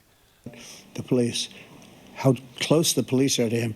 Almost every police group in the nation from every state is supporting Donald J. Trump. Almost every Donald J. police group. And what he's done to the black population is horrible, including the fact that for 10 years he called them super predators. We can't, in the 1990s, we can't. Whoa, foul. I call foul. Look at. Forget that. Super predators was his name, and he called it to them for 10, and they've taken great offense at it, and now they see it happening. But when they see what I did for criminal justice reform and for the historically black colleges and universities, where I funded them and got them all funded, and the opportunity zones with he's been looking like this for years. This is what he looked like in the debates in 2019 in the Democratic primary. Like, this is what he looked like. He's worse now, of course, but that's what it's the same thing, right? This is not new. Tim, as you know, Tim Scott was incredible. He did a great job, great senator from South Carolina. He came to me with the idea, and it was a great idea. It's one of the most successful economic development acts. That's your face, Jojo, and they cut away from him. They're doing as much as possible to help him, everything, but he can't do it because he's got Alzheimer's. You can't You know, no matter what they do, he's still got dementia, right? Ever in the country, opportunity zones, and the biggest beneficiary are blacks. And that's why we have the best numbers with them in maybe ever. They're saying ever. I read this morning where ever, the best numbers.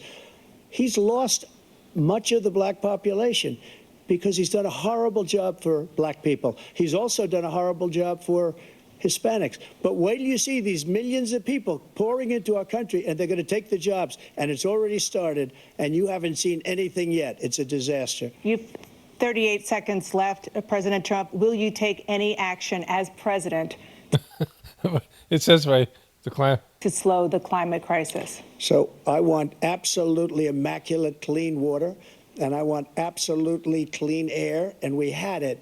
We watched this. We watched it on CNN, and they had the question right here. And so, like, at H2O, we had the best numbers ever, and we were using H2O. all forms of energy, all forms, everything. And yet, he starts leaning away, right? during my 4 years, I had the best environmental numbers ever. And my top environmental people gave me that statistic just before I walked on the stage, actually. I don't know where the hell he's been. Where have you been, JoJo? The idea that anything he said is true. I've passed the most extensive climate change legislation in history. We find ourselves, and by the way, black colleges. I came up with $15 billion for HBCUs, historic black universities and colleges, because they don't have the kind of contributors that they have to build these laboratories and the like. Any black student is capable in college of doing any white student can do. They just don't have the money. But now they'll be able to get those jobs in high tech. You know, you can barely hear him. He's like so soft spoken now. He's low energy. Situation where the idea that he is claiming to have done something that had the cleanest water, he hadn't done a damn thing for the environment. He pulled out of the Paris Peace Accord, Climate Accord. I immediately joined it because if we reach 1.5 degrees Celsius at any one point, there's no way back. The only existential threat to humanity is climate change, and he didn't do a damn thing about it. He must undo all that I've done. No, there's nuclear war and just people themselves. The Paris Accord was going to cost us $1 trillion, and China nothing. Look at this gaping hole. Like, look at this. You can't look like that. Just that picture alone, right? It's throughout the debate. And Russia nothing, and India nothing. It was a ripoff of the United States. And I ended it because I didn't want to waste that money because they treat us horribly. We were the only ones. It was costing us money. Nobody else was paying into it. And it was a disaster. But everything that he said just now, I'll give you an example. I heard him say before insulin. I'm the one that got the insulin down for the seniors. I took care of the seniors. What he's doing is destroying all of our medical programs because the migrants coming in, they want everybody. And look, I have the biggest heart on the stage. I guarantee you that. But I didn't like that. Look at his crooked smile. And I want to take care of people. And it isn't that big, but like compared to this MNFer. But we're destroying our country. They're taking over our schools, our hospitals, and they're going to be taking over Social Security. He is destroying Social Security, Medicare, and Medicaid. The idea is that we, in fact, we were the only ones of consequence who were not members of the Paris Accord. How can we do anything if we're not able to? The United States can't get its pollution under control. One of the largest polluters in the world, number one. We're making touch your face. Significant progress. By 2035, we will have cut pollution in half. We have made significant progress, and we're continuing to make progress. We set up a climate corps for thousands of young people who learn how to deal with climate, just like the Peace Corps. And we're moving in directions that are going to significantly change the elements of cause of pollution. But the idea that he claims that he has the biggest heart up here and he's really concerned about pollution and about climate, I've not seen any indication of that. And by the way, with regard to prescription drugs, one company agreed that they would reduce the price to $35, which I was calling for, one, voluntarily. I made sure every company in the world, every pharmaceutical company, cannot have to pay. Thank you. And by the way... Thank you. The way he faded right there was great. She said thank you, and he just faded away. So every day, millions of Americans struggle just to make ends meet. For many older Americans, Social Security provides a critical lifeline. President Biden, if nothing is done to Social Security, seniors will see their benefits cut in just over 10 years. Will you name tonight one specific step that you're willing to take to keep Social Security solvent? Yes, make the very wealthy begin to pay their fair share. Right now, everybody making under $170,000 pays 6% of their income, of their paycheck, every single time they get a paycheck from the time of the first one they get when they're 18 years old. The idea that they're going to, I've been proposing that everybody, they pay, the millionaires pay 1%. 1%. So no one after, I would not raise the cost of Social Security for anybody under $400,000. After that, I began to make the wealthy begin to pay their fair share by increasing from 1% beyond to be able to guarantee the program for life. So you still have 82 seconds left. Are there any other measures that you think that would be able to help keep Social Security solvent, or is that one enough? Well, no, that one enough will keep it solvent, but the biggest thing will do it. It's not going to keep it solvent.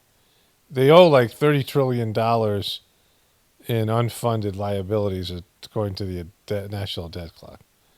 And so that's not going to come up with $30 trillion, right? If we defeat this man, because he wants to get rid of Social Security.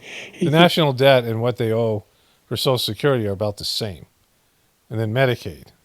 There's plenty to cut in Social Security. He's wanting to cut Social Security and Medicare both times, and that's what. And if you look at the program put forward by the House Republican caucus that he, I believe, supports, is in fact want to cut it as well. The idea that we don't need to protect our seniors is ridiculous. It's ridiculous. And by the way, the American public has greater health care coverage today than ever before.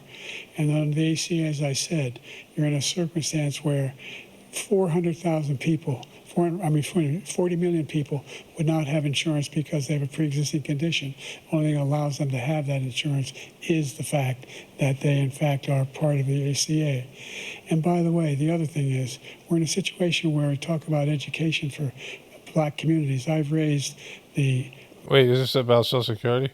The amount of money for Pell Grants, another $8,000. So anybody making under $70,000 a year. You already said that. Be able to get $15,000 toward their tuition. He just doesn't know what he's talking about. Thank you, President Biden. President Trump. Or he's lying. So I've dealt with politicians all my life. I've been on this side of the equation for the last 8 years. I've never seen anybody lie like this guy. He lies. I've never seen it. He can look you in the face. About so many other things, too. And we mentioned the laptop. We mentioned Russia, Ukraine. Everything he does is a lie. It's misinformation and disinformation. The losers and suckers story that he made up is a total lie on the military. It's a disgrace. But Social Security, he's destroying it because millions of people are pouring into our country, and they're putting them onto Social Security. They're putting them onto Medicare, Medicaid. They're putting them in our hospitals. They're taking the place of our citizens. What they're doing to the VA, to our veterans, is unbelievable. Our veterans are living in the street, and these people are living in luxury hotels. He doesn't know what he's doing, and it's really coming back. I've never seen such anger in our country before. President Biden?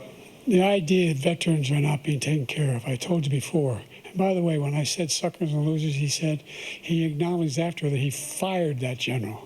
That general got fired because he's the one that acknowledged that that's what he said. He was the one. You fired him before that, I thought. I don't remember the story, but I think you fired him before it, and then the guy ratted him out afterwards.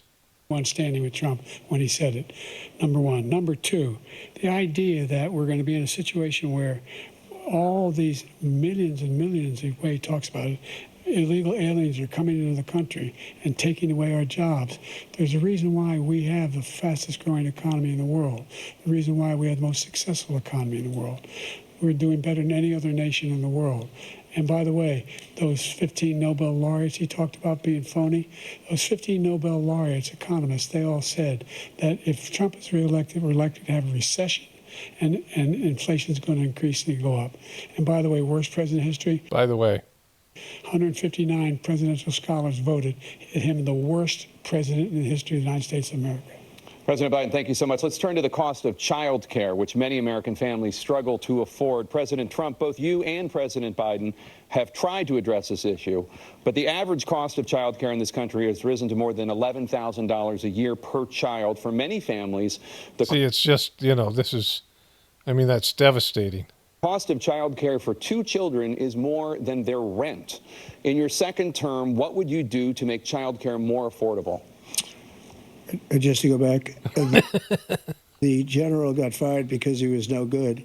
And if he said that, that's why he made it up. But we have 19 people that said I didn't say it, and they're very highly respected, much more so than him.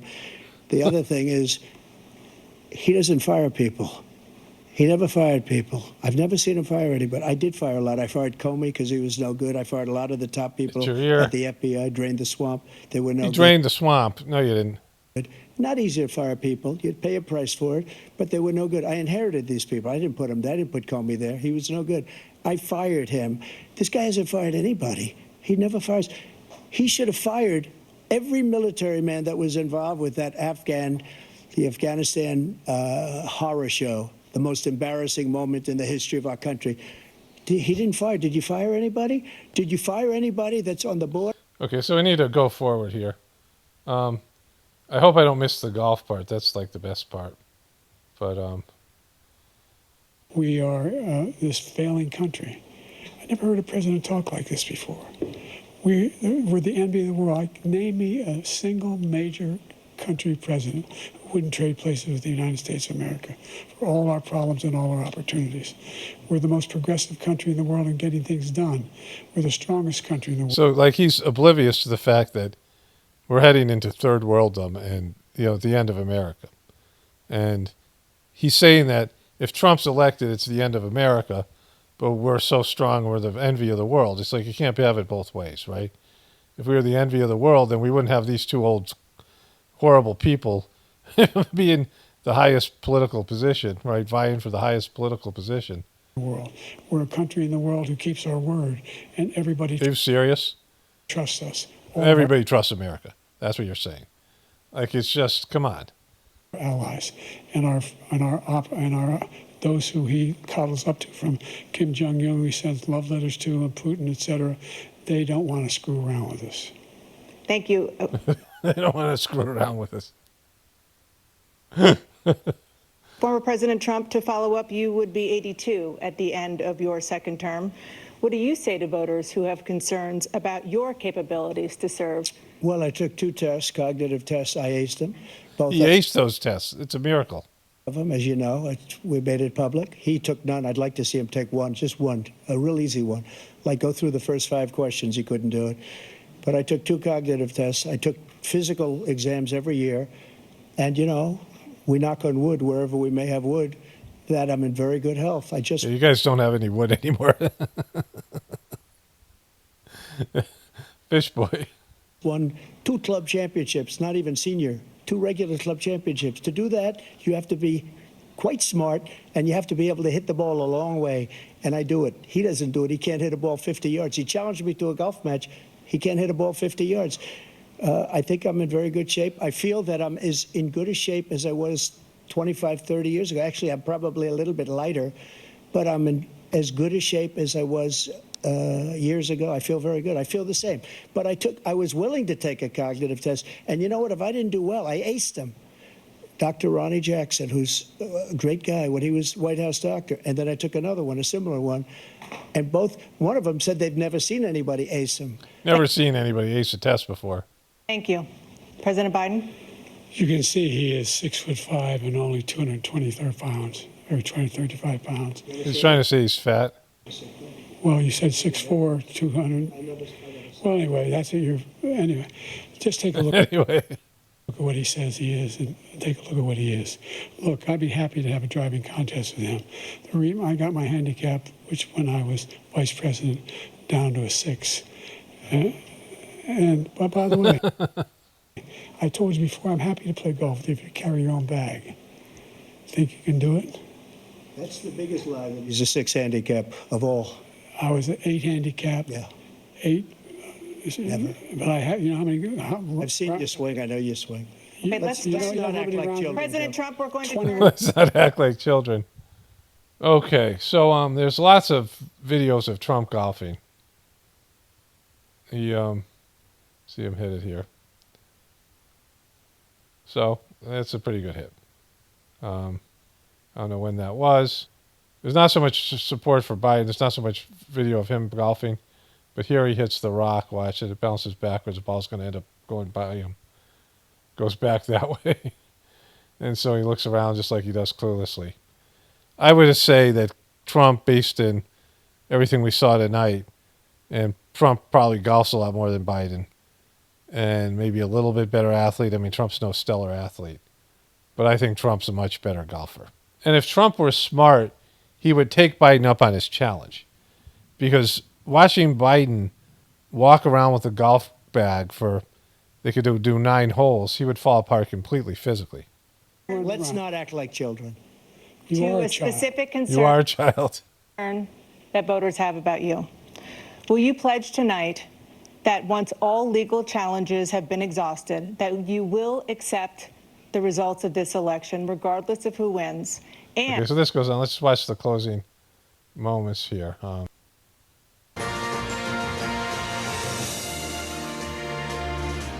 Candidates to deliver their closing statements as predetermined by a coin toss. We're going to begin with you, President Biden. You have 2 minutes. We've made significant progress from the debacle that was left by President Trump in his The debacle that was left. term. The debacle would imply the debacle that was left. We find ourselves in a situation where, number one, we have to make sure that we have a fair Like tax he has the aftermath of the Trump debacle, right? He should say the aftermath of the Trump debacle. system. I ask anyone out there in the audience or anyone out watching this debate, do you think the tax system is fair? The fact is that I said nobody even making under $400,000 had a single penny increase in their taxes and will not. And if I'm reelected, that'll be the case again. But this guy has increased your taxes because of the deficit. Number one, he's increased inflation because of the debacle he left after the way he handled the pandemic. The debacle he left. And he finds himself in a position. You don't leave a debacle behind, right? You don't leave a debacle, right? Where he now wants to tax you more by putting a 10% tariff on everything that comes into the United States of America. What I did, when, for example, he wants to get rid of the ability of Medicare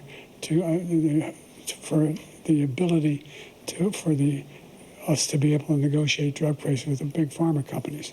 Well, guess what? We got it down to $35. Yeah, we heard this like 12 times during the debate. For insulin instead of $400, no more than $2,000 for every senior, no matter how much prescription they need. You know what that did? That reduced the federal debt by $160 billion over 10 years. Over 10 years, $160 billion. It goes up like $2 trillion a year.